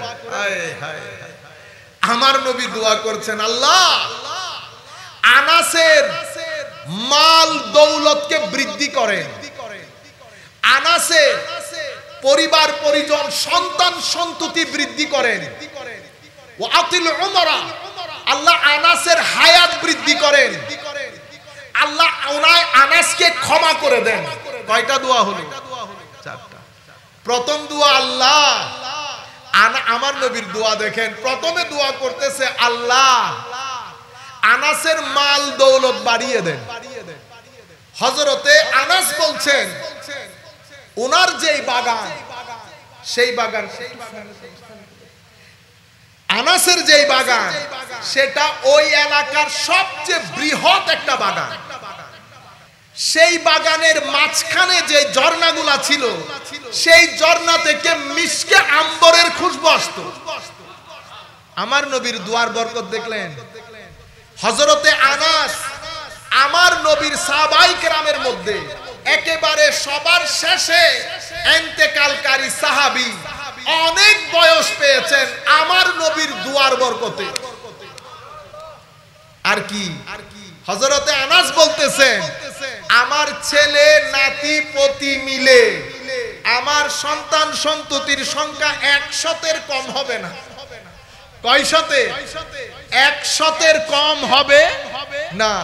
তাইলে আমার নবীর দুয়ার বরকতে হায়াতের মধ্যে একেবারে শেষের দিকে সাহাবায়ে কেরামের মধ্যে ইন্তেকাল করেছেন। আর সম্পদের ক্ষেত্রে আনাস রাদিয়াল্লাহু তাআলা আনহু তৎকালীন যুগের সবচেয়ে বড় রিচেস্ট পারসন ছিলেন।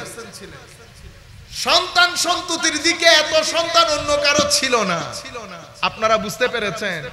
এটা আমার নবীর দরবার, এটা আমার নবীর দরবার।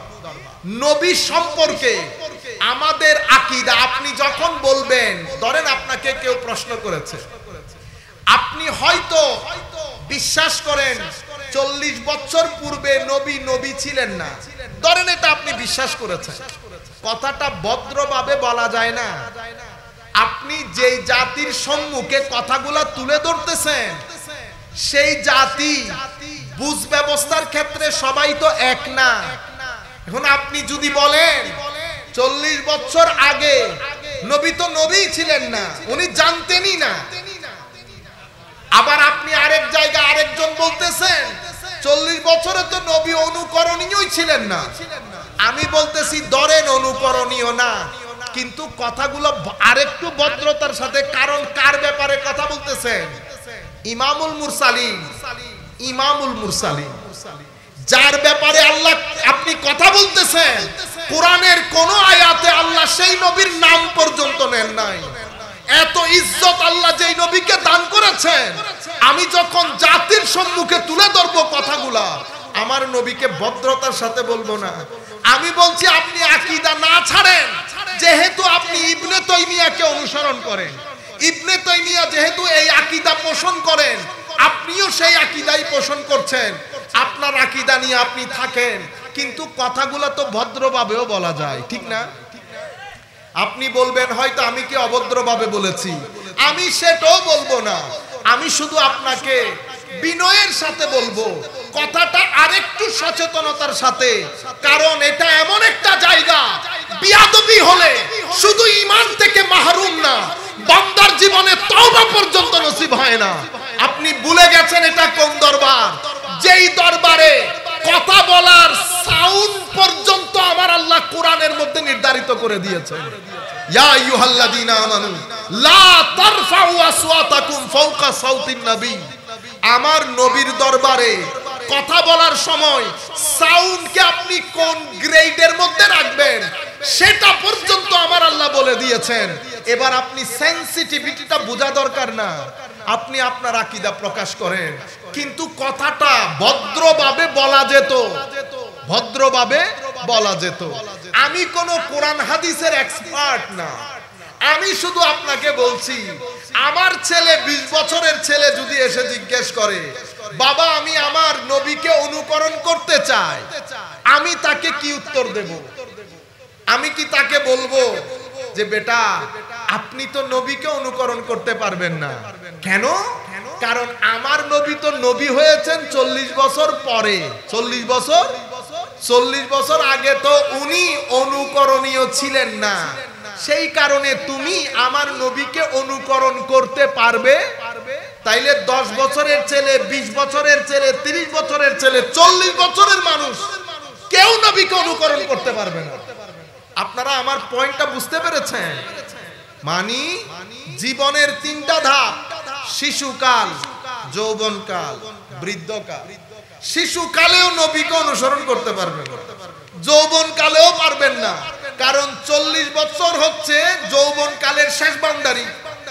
এরপরে তো আপনি সূর্যাস্ত শুরু হয়ে যায়, তো আপনি আপনার জীবনের 2 ভাগের মধ্যে তো নবীকে অনুকরণীয় করতে পারতেছেন না, কারণ নবী 40 বছর পরে ইমামুল মুরসালিন, যাকে আমার আল্লাহ রু জগতের মধ্যে নবী বলেছেন, কি বলেছেন?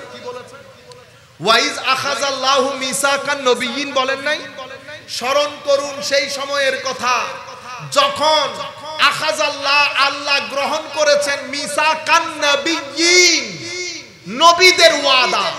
কোথায়? রু জগতের মধ্যে। আমার নবী রু জগতের মধ্যে নবী, রু জগতের মধ্যে নবী। মায়ের পেটে যখন এসেছেন অন্যান্যদের মতো আসেন নাই, মায়ের পেট থেকে যখন বের হয়েছেন অন্যান্যদের মতো বের হন নাই। খদিজাতুল কুবরা বলেছেন কিসরা কাইসারের রাজপ্রাসাদ পর্যন্ত আমার পেট থেকে বের হওয়া সন্তানের নূর দিয়ে আমি কিসরা কাইসারের রাজপ্রাসাদ পর্যন্ত দেখতে পেয়েছি। আমার নবী দুনিয়া থেকে আসাটাও আমাদের মতো না। আবার আমার নবী এখনো নবুয়ত প্রকাশ হয় নাই, আপনার দৃষ্টিতে নবুয়ত পান নাই, আমার দৃষ্টিতে প্রকাশ হয় নাই। আপনি আপনারটা নিয়ে থাকেন, আমাকে আমারটা নিয়ে থাকতে দেন, কারণ আপনি আমি আমার জায়গার মধ্যে হাদিসের দলিল আছে, তবু আমি আপনাকে বলছি আপনি আপনারটা নিয়ে থাকেন। বিনয়ের সাথে যেটা বলবো, বাইরে বক্তব্য দেওয়ার সময় যদি আমার নবীর কথা আসে, আল্লাহর ওয়াস্তে ইজ্জতের বিষয়টা পরিপূর্ণ মাথায় রাখবেন, আল্লাহর ওয়ালিদের ইজ্জতের বিষয় মাথায় রাখবেন, কারণ এটা অনেক সেনসিটিভ। আমার নবী ঈমানের জায়গা, আল্লাহর ওয়ালিরা হেদায়েতের আলামতের জায়গা। এখানে গেলে ঈমান যাবে, এখানে আসলে হেদায়েত যাবে। আপনারা বুঝতে পেরেছেন?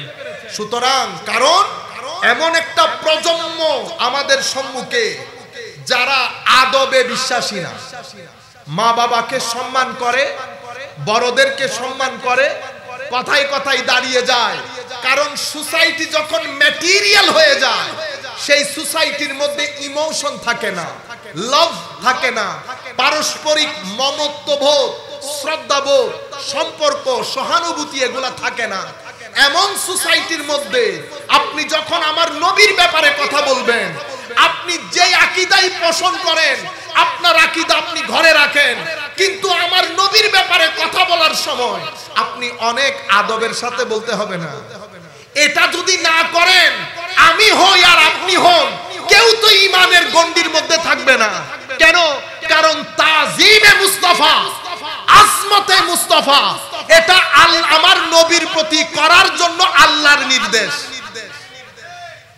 সালাত কি পড়ি আমরা? সালাত। আমরা নামাজ বলি না এখন আর। সালাত আরবির মধ্যে মাদ্রাসার ছেলেদেরকে বলবো, আপনারা মিনিমাম 2-3 দিনের একটা গবেষণা করেন সালাত শব্দের উপর। লিসানুল আরব খুলবেন, লিসানুল আরব মাদ্রাসার লাইব্রেরির মধ্যে আছে, মুনজেদ খুলবেন, আরো আরবি ডিকশনারি খুলে দেখবেন সালাত শব্দের মূল শব্দ কি, এটার অর্থ কি, কেন সালাতকে সালাত বলা হয় জানতে হবে না? আমি শুধু একটা অর্থ আপনাদেরকে বলি, তাজিমের কথা এসেছে সেই জন্য বলছি। অনেক আগে পড়েছি লিসানুল আরবের মধ্যে, লিসানুল আরব বিশ্ববিখ্যাত অভিধানের বই, আরবির মধ্যে 15 থেকে 17 খণ্ড, আমার কাছে যেটা আছে সেটা প্রায় 16 খণ্ডের। সালাতের এক অর্থ, সালাতে বলা হয়, সালাতের মূল শব্দের অর্থ হচ্ছে তাজিম। কি জিনিস? তাজিম। তাজিম মানে সম্মান করা। কিন্তু আপনি যখন বাংলাতে সম্মান বলেন, অর্থ বুঝে আসে না।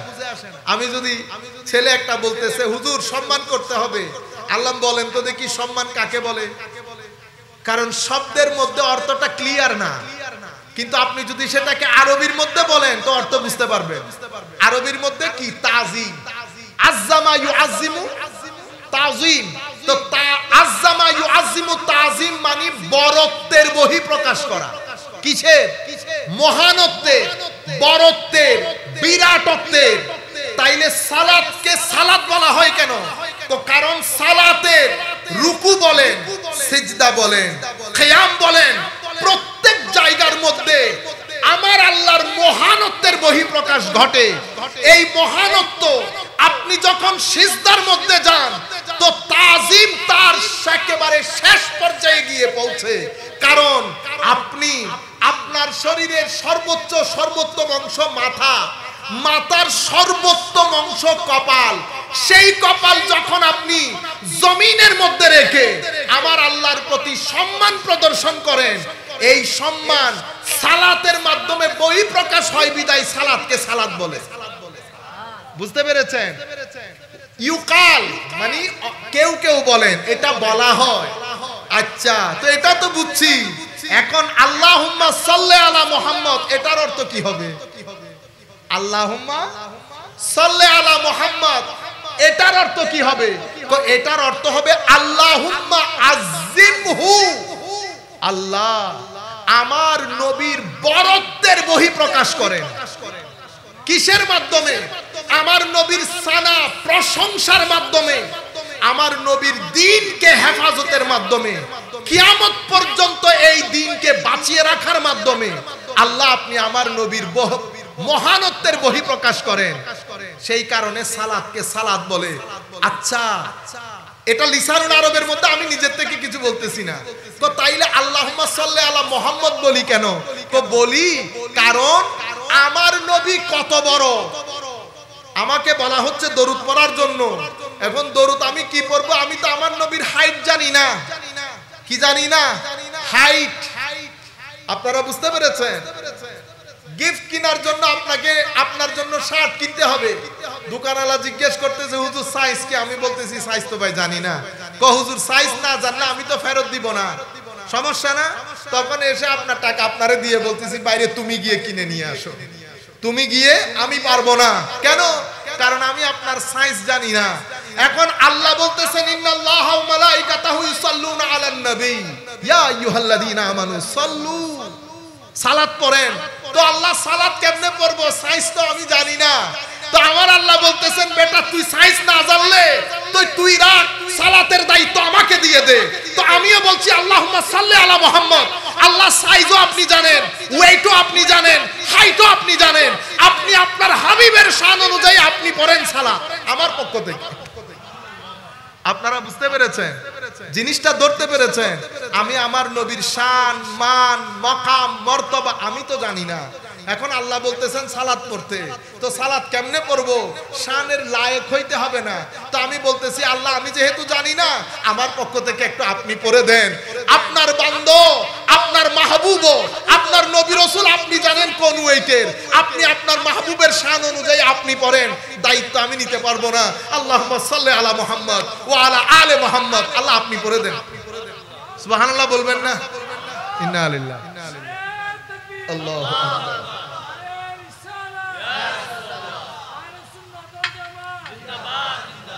সম্মানিত উপস্থিতি, আমাদের বক্তব্যের শেষের দিকটায় এসে আমরা চেষ্টা করব আমাদের কর্মকাণ্ডের মাধ্যমে কোন আমরা শয়তানকে খুশি করতেছি কিনা। মনে রাখবেন, আমরা এখানে যারা বসে আছি, আমরা যদি সকাল সন্ধ্যা জপি বাংলাদেশে শান্তি নাই, বাংলাদেশে শান্তি নাই, বাংলাদেশ বলি না, দুনিয়ার কমপ্লেইন করি না, বাংলাদেশ এটা হয়ে গেছে, বাংলাদেশ এটা হয়ে গেছে। আমি যদি আপনাকে জিজ্ঞেস করি বাংলাদেশ তো অনেক বড়, আপনি 5.5 ফিটের এই বাংলাদেশ, আমার এই 5.5 ফিটের এটাও বাংলাদেশ মনে করেন, আমি এই 5.5 ফিটের মধ্যে শান্তি প্রতিষ্ঠা করতে পারছি? 5.5 ফিটে শান্তি প্রতিষ্ঠা করতে পারলাম না, আপনি 92,000 বর্গ মাইলে শান্তি প্রতিষ্ঠা করবেন? আমার নবী কি করেছিলেন? আমার নবী কিন্তু মদিনার রাষ্ট্র প্রতিষ্ঠা করার আগে আমার নবী আবু বকরের 5.5 ফিট জমিন তৈরি করেছেন, ফারুক আজমের 5.5 ফিট জমিন তৈরি করেছেন, উসমান গনির 5.5 ফিট জমিন তৈরি করেছেন। কি রকম? আপনি বলেন না হুজুর সব জায়গায় চোখ, সব জায়গায় 2 নাম্বার, আমি কি 1 নাম্বার? আল্লাহ যা আমাকে ইন্দ্রিয়গুলা দিছে, আমি শুধু মুখ আর চোখের কথাই বলি, বাকিগুলা ছেড়ে দেই।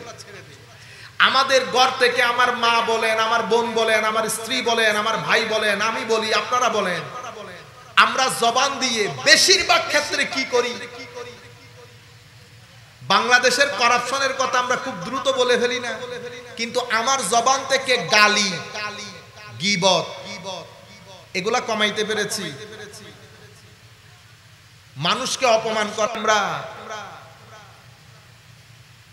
বাচ্চার দুধের মধ্যে ভেজাল করি, আমরা মসজিদের দান বক্সের টাকা চুরি করি, আমরা মাদ্রাসার দান বক্সের টাকা চুরি করি, আমরা খতমের মধ্যে গিয়ে কোরআনে পাক আদা পড়ি না, আমরা খতমে বুখারীর মধ্যে গিয়ে আল্লাহ পাক জানে আমরা কি করি। আপনি যদি বলেন বাংলাদেশ বাংলাদেশ বাংলাদেশ, আমি ঠিক আছি। আল্লাহ বলেছেন এই পৃথিবীতে, পুরা পৃথিবীর মধ্যে সবকিছু তো ভালো জিনিস না, আমার আল্লাহ পুরা পৃথিবীকে ভালো আর মন্দ দিয়ে সাজিয়েছে। আমি চোখ দিয়ে শুধু মন্দ থেকে গ্যাস গ্রহণ করি, এনার্জিটা গ্রহণ করি। চোখে যা গ্রহণ করবেন কলব তা ধারণ করবে। এখন চোখ দিয়ে আজকের দিন আমি বাকিগুলা বাদ দেই, ইউথদেরকে আমরা কথা বলি, কমপ্লেইন না, আমিও আপনাদের কাতারে। আমরা বলছি আমরা যদি একসাথে ভালো হই, বাংলা আমরা ভালো হওয়া বড় জরুরি বেটা, বাংলাদেশ ভালো হওয়ার জন্য। আমরা সারাদিন, আজকের সারাদিন চোখ দিয়ে আমি কি কি জিনিস দেখেছি বলেন, এই এনার্জিগুলো আমার ভিতরে আমি ধারণ করছি। মুখ দিয়ে কি কি জিনিস করেছি, যা কিছু মন্দ, যা কিছু নষ্ট, সেই জিনিসগুলো যখন আমি জবানের মধ্যে আনবো, আমার এখানে নেগেটিভ এনার্জি জমা হবে, নেগেটিভ এনার্জি জমা হবে। যখন আমরা প্রত্যেকে নেগেটিভ এনার্জি নিয়ে সোসাইটির মধ্যে চলবো, আপনি আমি যদি কাবা শরীফের গিলাফ ধরে লটকেও থাকি, পজিটিভ এনার্জি আসবে না। এটা আল্লাহর সুন্নত না। আল্লাহর সুন্নত আমরা এখনো হেসে হেসে আসতেছি আমাদের চট্টগ্রাম থেকে। প্রত্যেক ব্যক্তি যিনি রং সাইডে গাড়ি চালাচ্ছেন উনি আবার দাদাগিরিও দেখাচ্ছেন। উনি মনে করতেছেন উনি অনেক বড় কাজ করে ফেলেছেন। আসলে না। মানুষ অন্যায় করে যখন চোখ লাল করবে বুঝতে পেরেছেন বিতর্গতভাবে মানুষটা পচে গেছে। কি গেছে? পচে গেছে। আপনারা বুঝতে পেরেছেন? আমরা এই ভালো এবং মন্দ ফাআলহামাহা ফুজুরাহা ওয়া তাকওয়াহা মনে রাখবেন। কবরের জীবন যদি আলোকিত হয় দুনিয়ার জীবন সুন্দর হবে। এটা কখনো হবে না আমার দুনিয়ার জীবন অশান্তির আর কবরের জীবন শান্তির, এটা কখনো হবে না। আমি এই কথাগুলা কেন বলছি? আপনি যদি নেগেটিভ এনার্জি গুলা ভিতর থেকে বের না করি তো অশান্তি দূরীভূত হবে না। আপনার আমার পরিবার অশান্তির আগুনে জ্বলছে। 80 to 90% ছেলের পরিবার, আমাদের সাদা দাড়ির দাদা চাচা যারা আছেন ওনারা বলবেন বলে কি, কারণ ওনারা যে স্ত্রীর সাথে ঘর করেছেন সেই স্ত্রী এখন বাংলার বাজারে পাওয়া যায় না। ওনারাও যেমন ছিলেন সেই স্বামীও এখন বাংলার জমিনে পাওয়া যায় না। আমাদের উলামায়ে কেরাম তাকরীরের সময় শুধু মেয়েদেরকে ডিয়া মারে না। আপনি কোন আল্লাহর ওলি আসছেন? আপনারা বুঝতে পেরেছেন? সবাইকে আমরা কাঠগড়াই দাঁড় করাই। মেয়েদেরকে তুচ্ছ তাচ্ছিল্য করার সময় মাথায় রাখবেন আমার মাও কিন্তু মেয়ে, মহিলা, সুতরাং সবাই দাঁড়ায় কাঠগড়ার মধ্যে। আমরা নেগেটিভ এনার্জি যদি ভিতর থেকে বের না করি, নেগেটিভ এনার্জি বলতে ঘরের মধ্যে যান, গীবত আমরাই তো করি। আপনি গীবত করে যদি শান্তিতে থাকতে চান শান্তিতে থাকতে পারবেন না। শান্তিতে থাকার উপায় হচ্ছে আপনি মানুষ সম্পর্কে কথা বলা বন্ধ করে দিতে হবে। আপনি নাটক সিনেমা আপনার চোখ যখন অশ্লীল বিষয়গুলা দেখবে আপনার ভিতরের জগতে নেগেটিভ এনার্জি আসবে। সেই নেগেটিভিটি আপনাকে অশান্ত করে তুলবে। আপনি কোনো ওষুধকে শান্তি পাবেন না যতক্ষণ এটা আর এটার মধ্যে ব্লক না করেন। মনে রাখবেন আমার আল্লাহ আমাকে আপনাকে অসাধারণ করে একটা নির্দিষ্ট উদ্দেশ্যের জন্য সৃষ্টি করেছেন, আমরা যেন সেটা মাথায় রাখি। আমি সূরা নাহালের একটা আয়াত পড়েছি।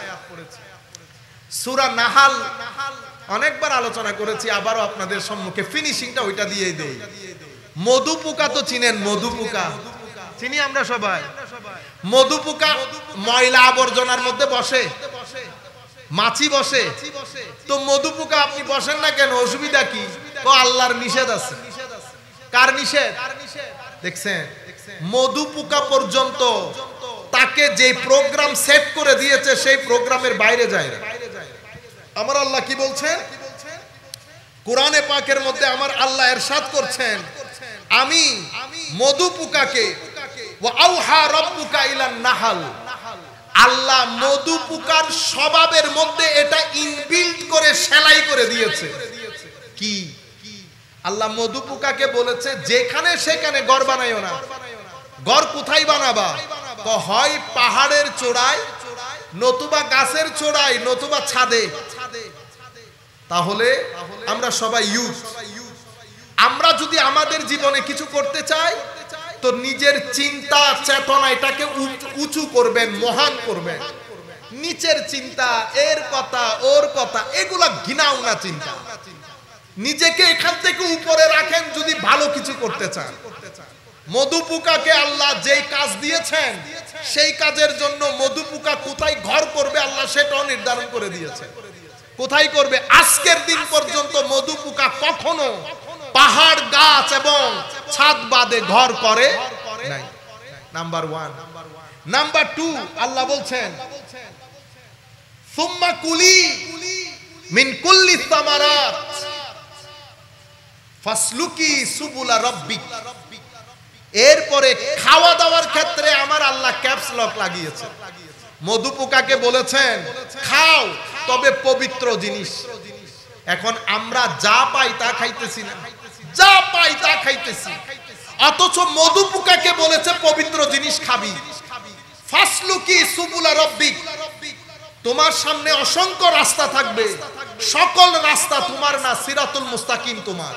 তুমি তোমার প্রভু কর্তৃক প্রত্যাশিত এবং প্রত্যাদেশ দেওয়া ওই রাস্তার মধ্যে ছাড়া অন্য কোন রাস্তায় চলবে না।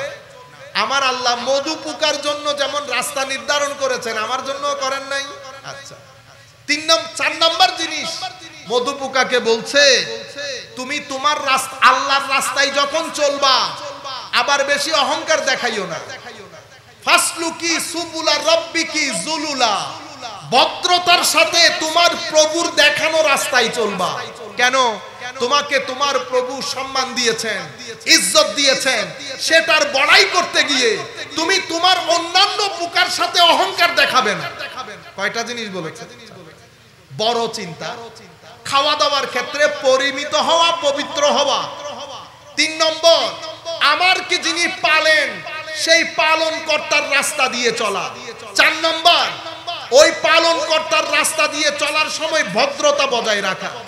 এই 4টা জিনিসের কারণে পৃথিবীর মানুষ কোন খাদ্য গ্রহণ করলে পেটের মধ্যে বর্জ্য হয়, আর মধু পোকা যদি কোনো কিছু গ্রহণ করে সেটা মধু হয়।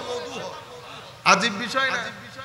মধু পোকাটা মধু, আর কুল কায়নাতের সৃষ্টিটা বর্জ্য। আর শুধু তাই না, আমার আল্লাহ বলছেন ফিহি শিফাউল লিন্নাস, মধু পোকার পেট থেকে নিঃসৃত যেটা পরবর্তীতে মধু আকার ধারণ করে, আমার আল্লাহ বলছেন সেই মধুর মধ্যে আমি আমার বান্দাদের জন্য শেফা রেখেছি, আরোগ্য রেখেছি। দেখেন, মধু পোকার পেট থেকে নিঃসরিত জিনিস আমার আরোগ্যের কারণ হচ্ছে। কি কারণে? কারণ মধু পোকাকে যে 4টা ডাইরেকশন আল্লাহ দান করেছেন, সে 4টা ডাইরেকশন সেই তারিখ থেকে আজকের তারিখ পর্যন্ত মধু পোকা ডানেও যায় নাই, বামেও যায় নাই। আল্লাহর বান্দাদের মধ্যে সকল বান্দা আল্লাহর ডাইরেকশন অনুযায়ী চলে না। কিছু বান্দা যারা আল্লাহর ডাইরেকশন অনুযায়ী চলে, যেখানে যেতে বলেছেন যায়, যা খেতে বলেছেন খায়, এই সমস্ত মানুষকে আমার আল্লাহ বান্দা থেকে বন্ধুতে গ্রহণ করে তাদেরকে কুল কায়নাতের সিনার জন্য শেফা হিসেবে কবুল করে। আপনার অন্তরের অসুখ হলে আল্লাহর এই ওলিদের কাছে গেলে অন্তরের কি হয়ে যায়? শেফা হয়ে যায়। ঠিক যেভাবে মধু পোকার মধু গ্রহণ করলে আমার আরোগ্য লাভ হয়। আমার আল্লাহ কি বলেছেন? মধু পোকার জীবনের মধ্যে তোমাদের জন্য নিদর্শন রয়েছে। কাজেই আমরা যদি আমাদের জীবনের মধ্যে কিছু একটা করতে চাই, মনে রাখবেন আপনার জীবনের মধ্যে 2-3টা জিনিস যদি থাকে আপনি ঠকবেন না। সততা, ন্যায়পরায়ণতা এবং স্ট্রাগল, এই 3টা জিনিস যদি আপনি ধারণ করতে পারেন, আপনার জীবন আপনি ঘুরে দাঁড়াবেন। হয়তো কিছু সমস্যার সম্মুখীন হতে হবে, কিন্তু পুকুরে পড়ে যাবেন না। আমার আল্লাহ আপনাকে ঘুরে দাঁড় করাবেন ইনশাআল্লাহ। এটা এগুলা প্রত্যেকদিন বলি। সম্মানিত উপস্থিতি, কাজেই আশপাশ এখন একটু দেখে রাখবেন। কেন? এখন একে তো দুনিয়া, মা বাবা আমরা সবাই মিলে আমাদের সন্তানের প্রতি যদি নজর না দেই, তাহলে আমার সন্তানরা হয়তো লেখাপড়া করবে, কিন্তু এই যে ডিপ্রেশন বলছি এটা থেকে বাঁচতে পারবে না, অশান্তি থেকে বাঁচতে পারবে না। কাজে মা বাবার উপর এখন অনেক বেশি আবশ্যক, মা বাবা যেন ছেলে মেয়েদের লেখাপড়ার পাশাপাশি তাদের নামাজের বিষয়, কোরআনের তিলাওয়াতের বিষয়, চরিত্রের বিষয়, এই বিষয়ে সমান নজর দেয়। আমি আপনাদেরকেও বলবো, ইউথদেরকেও বলবো, আল্লাহর ওয়াস্তে ভ্রান্ত পথে না চলে, যা মন চাই না খান। সময় খুব দ্রুত ফুরিয়ে যাচ্ছে, নিজের জীবনকে নিজে ধ্বংস করে দিয়েন না। কিছুদিন পরে আপনি বিয়ে করবেন, আপনি যেই রাস্তা দিয়ে হাঁটছেন এটা সুবুলা রব্বিক না, এটা আপনার রবের কর্তৃক দেখানো রাস্তা না। আপনার জীবন আস্তে আস্তে ধ্বংসের অতল তলে তলিয়ে যাবে। কাজে আপনি ওয়েক আপ হন, জেগে উঠেন, আপনি লেখাপড়া করেন, অবশ্যই পাশাপাশি নামাজ যেন মিস না হয়, পাশাপাশি কোরআনের তিলাওয়াত যেন মিস না হয়। মা বাপ তিনটা জিনিসের দিকে যদি ছেলেদের নজর দেয়, এই ছেলে লেখাপড়া করে যত বড়ই হবে না কেন ছেলের জীবনে অশান্তি আসবে না। নামাজ, তিলাওয়াতে কোরআন, আল্লাহর নবীর মহব্বত, এই তিনটা জিনিস সমানে যদি শিক্ষা দিতে ব্যর্থ হই তাইলে আমরা ব্যর্থ হব। আমার নবী বলেছেন সন্তানদেরকে কোরআনের তিলাওয়াত, আমার নবীর মহব্বত, আমার নবীর আলের মহব্বত। মনে রাখবেন, আমরা যখন নবীর মহব্বত বলি সেখানে অনেক মহব্বত জড়িত থাকে। আলে বাইতের মহব্বত, সাহাবায়ে কেরামের মহব্বত, মা বাবার মহব্বত, এগুলো সব জড়িত থাকে আমার নবীর মহব্বতের প্যাকেজের মধ্যে। এখানে ধর্মের নাম দিয়ে এখানে কত ধরনের অরাজকতা তৈরি হচ্ছে আপনি কল্পনা করতে পারবেন না। কেউ মাযহাব মানছে না, মাযহাবের কোনো দরকার নাই। কেউ হাদিস মানতেছে না, হাদিসের কোনো দরকার নাই। কেউ আমার নবীর ব্যাপারে বিভিন্ন যার যা মন চায়। কাজেই এই মুহূর্তে আপনি ডানও শোনার দরকার নাই, বামেও শোনার দরকার নাই। আপনি বলতেছেন হুজুর এই গুগলের মধ্যে এটা এসেছে, অমুকের মধ্যে এটা এসেছে। মাফি স্যার, গুগলের মধ্যে এটা এসেছে। 1200 বছরে উম্মত ঘাস কাটছিল, এগুলা না, এগুলা ফিতনাবাজি কথাবার্তা। এই যে যিনি আমার নবীর হাদিস মানতেছেন না, ইমামুল মুরসালিন না বলতেছেন, ওনার কি দলিলের অভাব আছে? সে এত বড় বই লিখে ফেলে নাই দলিল দিয়ে দিয়ে। আপনারা বুঝতে পেরেছেন? হেদায়েত আর দলিল এক কথা না, হেদায়েত আর দলিল এক কথা না। যাই হোক, রাত অনেক গভীর হয়েছে, আমাদেরকে অনেক দূরে যেতে হবে। আপনাদেরও অনেক গরম লাগতেছে, আমাদেরও প্রচন্ড গরম লাগতেছে। আমরা আর বক্তব্য দীর্ঘায়িত না করি, যেহেতু এটা 3 দিন ব্যাপী চলবে, আগামীকাল, আগামী পরশু, সেই হেতু আমরা আপনাদের ধৈর্যের বাত না ভেঙে, আপনারা আগামীকালও আসবেন, তারপরের দিনও আসবেন। আল্লাহ রাব্বুল আলামিন আপনাদের আসা যাওয়া কবুল করুক। মনে রাখবেন, এই যে আপনারা লা মাযহাবিয়ত বলেন, লা মাযহাবিয়তের সাথে আমাদের আহলুস সুন্নাহ ওয়াল জামাতের হাত তোলা, আমিন জোরে বলা, এগুলার পার্থক্য না, পার্থক্য আকীদাগত। পার্থক্য কি? আকীদাগত, মৌলিক পার্থক্য। মনে রাখবেন, লা মাযহাবিয়ত, ওয়াহাবিয়ত, এগুলার সাথে আহলুস সুন্নাহ ওয়াল জামাতের, আহলুস সুন্নাহ ওয়াল জামা মানে আপনারা কি মনে করেন আমি বাংলাদেশের আহলুস সুন্নাহ ওয়াল জামার কথা বলতেছি? না, আহলুস সুন্নাহ ওয়াল জামা মানে গত 1300 বছরে উম্মতের উত্তর থেকে দক্ষিণ, পূর্ব থেকে পশ্চিম, উম্মতের 80% মানুষ যে আকীদায় বিশ্বাস করে সেই আহলুস সুন্নাহ ওয়াল জামা। এটার সাথে মৌলিক পার্থক্য। মৌলিক পার্থক্য কোনটা? মৌলিক পার্থক্য হচ্ছে আল্লাহর শরীর মানা, আল্লাহর শরীর না মানা।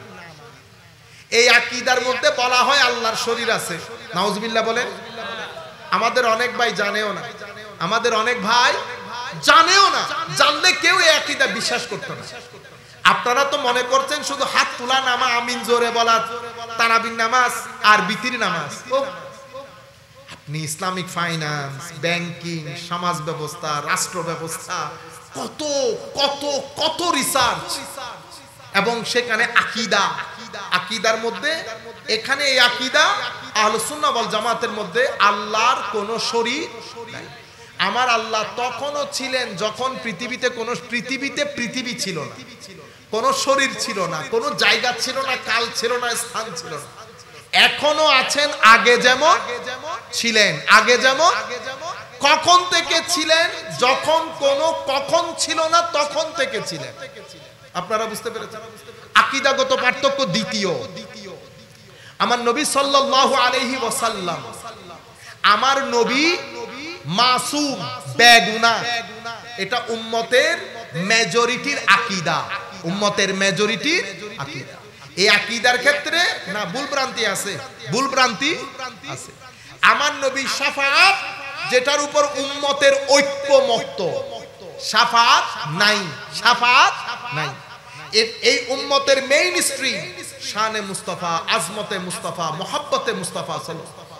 এখন আমার সাথে আপনার সমস্যা কোন জায়গায়? সমস্যা কিন্তু নবীকে নিয়ে। আমার সাথে আপনার তো টাকা পয়সা নিয়ে কোনো লেনদেন নাই। আমার খারাপ লাগলো কেন? এখন আপনি বলতেছেন মাহফিলের মধ্যে ধরেন যে কিয়ামতের ময়দানে নবীও জানেন না নবীর কি হবে, তো এটা আমার গায়ে লাগবে না? আমার সাথে আপনি ব্যক্তিগতভাবে কেন নেন জিনিসগুলো? আপনি লাখ মাজমার মধ্যে বলতেছেন নবীও জানেন না, তো নবী না জানলে কি আপনি জানেন? এটা কি বলেন? আপনি বলতেছেন 40 বছর পরে, আপনারটা আপনি নিয়ে থাকেন, কিন্তু আপনি নেগেটিভলি বলতেছেন। আপনি 40 বছর পরে বলেছেন অনুকরণীয় না বলেছেন, নবী কিয়ামতের ময়দানেও কি হবে জানেন না, এই সমস্ত কথা বলেছেন। এখন যারা হাদিস মানে না তারা যেতে যেতে কত দূর গেছে জানেন? এই ইমামুল মুরসালিন বলা, সর্বশ্রেষ্ঠ নবী বলা, এগুলাই জাহেল মূর্খদের কাজ। আপনি কত দূর গেছে দেখছেন? সেই জন্য ব্লকেজ লাগবে, ব্লক। আপনি যে আকীদা পোষণ করেন, আপনি ঘরে গিয়ে চেক করে দেখেন আমার নবীর আজমত, এশক, আদব, তাজিম। সাহাবায়ে কেরাম আমার নবীর ঘাম মুবারক নিয়ে নিতেন, এটা আপনি নিজেকে বুঝান। সাহাবায়ে কেরাম আমার নবীর চুল মুবারক নিয়ে নিতেন, এটা আপনি বুঝান নিজেকে। এই হচ্ছে আকীদাগত পার্থক্য। আপনি আল্লাহর ওলিদেরকে নিতে পারতেছেন না, কিন্তু আপনি আপনার শাইখের কথার বাইরে যাচ্ছেন না। আপনি যেই ওলির কথা নিচ্ছেন না, তারা পৃথিবীর বিভিন্ন অঞ্চল থেকে এসে না খেয়ে আদমরা অবস্থায় বছরের পর বছর আল্লাহর সাধনায় থেকে মানুষের সিনার জগতের মধ্যে বিপ্লব তৈরি করেছে। আপনি এসি রুমের মধ্যে বসে বাইরের ডলার খেয়ে আপনি আপনার মতো করে তাবলীগ করতেছেন। আমি আপনার কথা বলতেছি না, আপনি আপনার টিয়ে থাকেন, কিন্তু আপনি যুবকদেরকে আল্লাহর ওলিদের পিছনে লাগিয়ে দিয়েছেন। যখন কোন ছেলে বলবেন মাজার পূজারী, তখন মনে করবেন এই ব্যক্তি ওহাবি। এই ব্যক্তি কি? ওহাবি। হ্যাঁ, কেউ যদি মাজারাতের মধ্যে বেদাত করে, বেদাতি। আমি তো বলতেছি বেদাতি, হুজুর বলেন নাই বেদাতি, কেউ বলতেছে না, সবাই তো বলতেছি বেদাতি। মনে রাখবেন, মাজার পূজারী যখন কারো মুখে শুনবেন, নিঃসংকোচিতে মনে করবেন এই ব্যক্তি ওহাবি। এই ব্যক্তি ওহাবি বলতে শরীরবাদী আকীদায় বিশ্বাসী। যারা শরীরবাদী আকীদায় বিশ্বাসী, নাম্বার 1। মৌলিক পার্থক্য বলতেছেন না, বলতে সেজন্য বলতেছি। উনাদের আকীদা মতে তারা ছাড়া পৃথিবীতে কেউ মুসলমান নাই, সবাই কাফের। আপনারা জানেন এই আকীদা? ম্যাক্সিমাম জানেন। আমি আপনাদেরকে কিতাবের নাম বলে দিচ্ছি। আদ-দুরারুস সানিয়া, 13 খণ্ডের কিতাব। ওয়াহাবিজমের পুরা ইতিহাস। আমি ওয়াহাবি শব্দটা বারবার নাম বলছি আন্ডার এস্টিমেট করার জন্য না। আমি ফ্যাক্ট বলার সময় কথাগুলো বলতে হবে না। সোমবারে ঘটনাটা ঘটেছে, রোববারে ঘটনাটা ঘটেছে, তো সোমবার রাগ করতে পারবে, রোববার রাগ করতে পারবে? আমার নাম কেন নেওয়া? ওবার ঘটনা রোববারে ঘটেছে, আমি রোববার নাম নিতে হবে না, সেই জন্য নাম নিচ্ছে। আমি কাউকে ছোট করা, কাউকে বড় করা। এখন আপনি বলতেছেন হুজুর ওয়াহাবিদের মধ্যে বড় আলেম, আমি বলতেছি আল্লাহর দরবারে উনার কি মকাম সেটা আল্লাহ নির্ধারণ করবে। হয়তো আমার মকামের চেয়ে বড় মকামও হইতে পারে, হইতে পারে না? হইতে পারে। আমি ব্যক্তি নিয়ে আমাদের কোনো যুদ্ধ নাই। আমি ব্যক্তির কথা নিয়ে আলোচনা যখন হবে, আমরা কথা নিয়ে আলোচনা করি, অভিমত নিয়ে আলোচনা করি, ব্যক্তি নিয়ে আমরা কোনো ফতোয়া দেই না। আপনারা বুঝতে পেরেছেন? এই কিতাবের আদ-দুরারুস সানিয়া মানে ওয়াহাবিজমের ইতিহাস, ওয়াহাবিজমের মূল কিতাব। এই কিতাবের দৃষ্টিতে আমি মুসলমান না, আপনিও মুসলমান না। যারা তরিকতপন্থী কেউ মুসলমান না, এগুলো সব কাফের। আপনারা বুঝতে, মৌলিক পার্থক্য বলছেন সেই কারণে বলছি। আহলুস সুন্নাহ ওয়াল জামাত তাকফির করেন আহলে কিবলাকে, মৌলিক পার্থক্য। এভাবে আরো অসংখ্য জায়গায় অসংখ্য পার্থক্য রয়েছে, যেগুলো মৌলিক পার্থক্য, যেগুলোর মধ্যে ঈমান এবং কুফরের প্রশ্ন চলে আসে। আপনারা বুঝতে পেরেছেন? নবীকে অস্বীকার করা না, এখন যেটা মুভমেন্ট চলতেছে অস্বীকার না, তানকিস করা, ছোট করা, খাটো করা। আল্লাহ রাব্বুল আলামিন আমাদের হামি ও নাসির হোক। মওলাই করিম আমাদেরকে কবুল করুক। ওয়া মা আলাইনা ইল্লাল বালাগুল মুবিন। আসসালামু আলাইকুম ওয়া রাহমাতুল্লাহি তাআলা ওয়া বারাকাতুহু।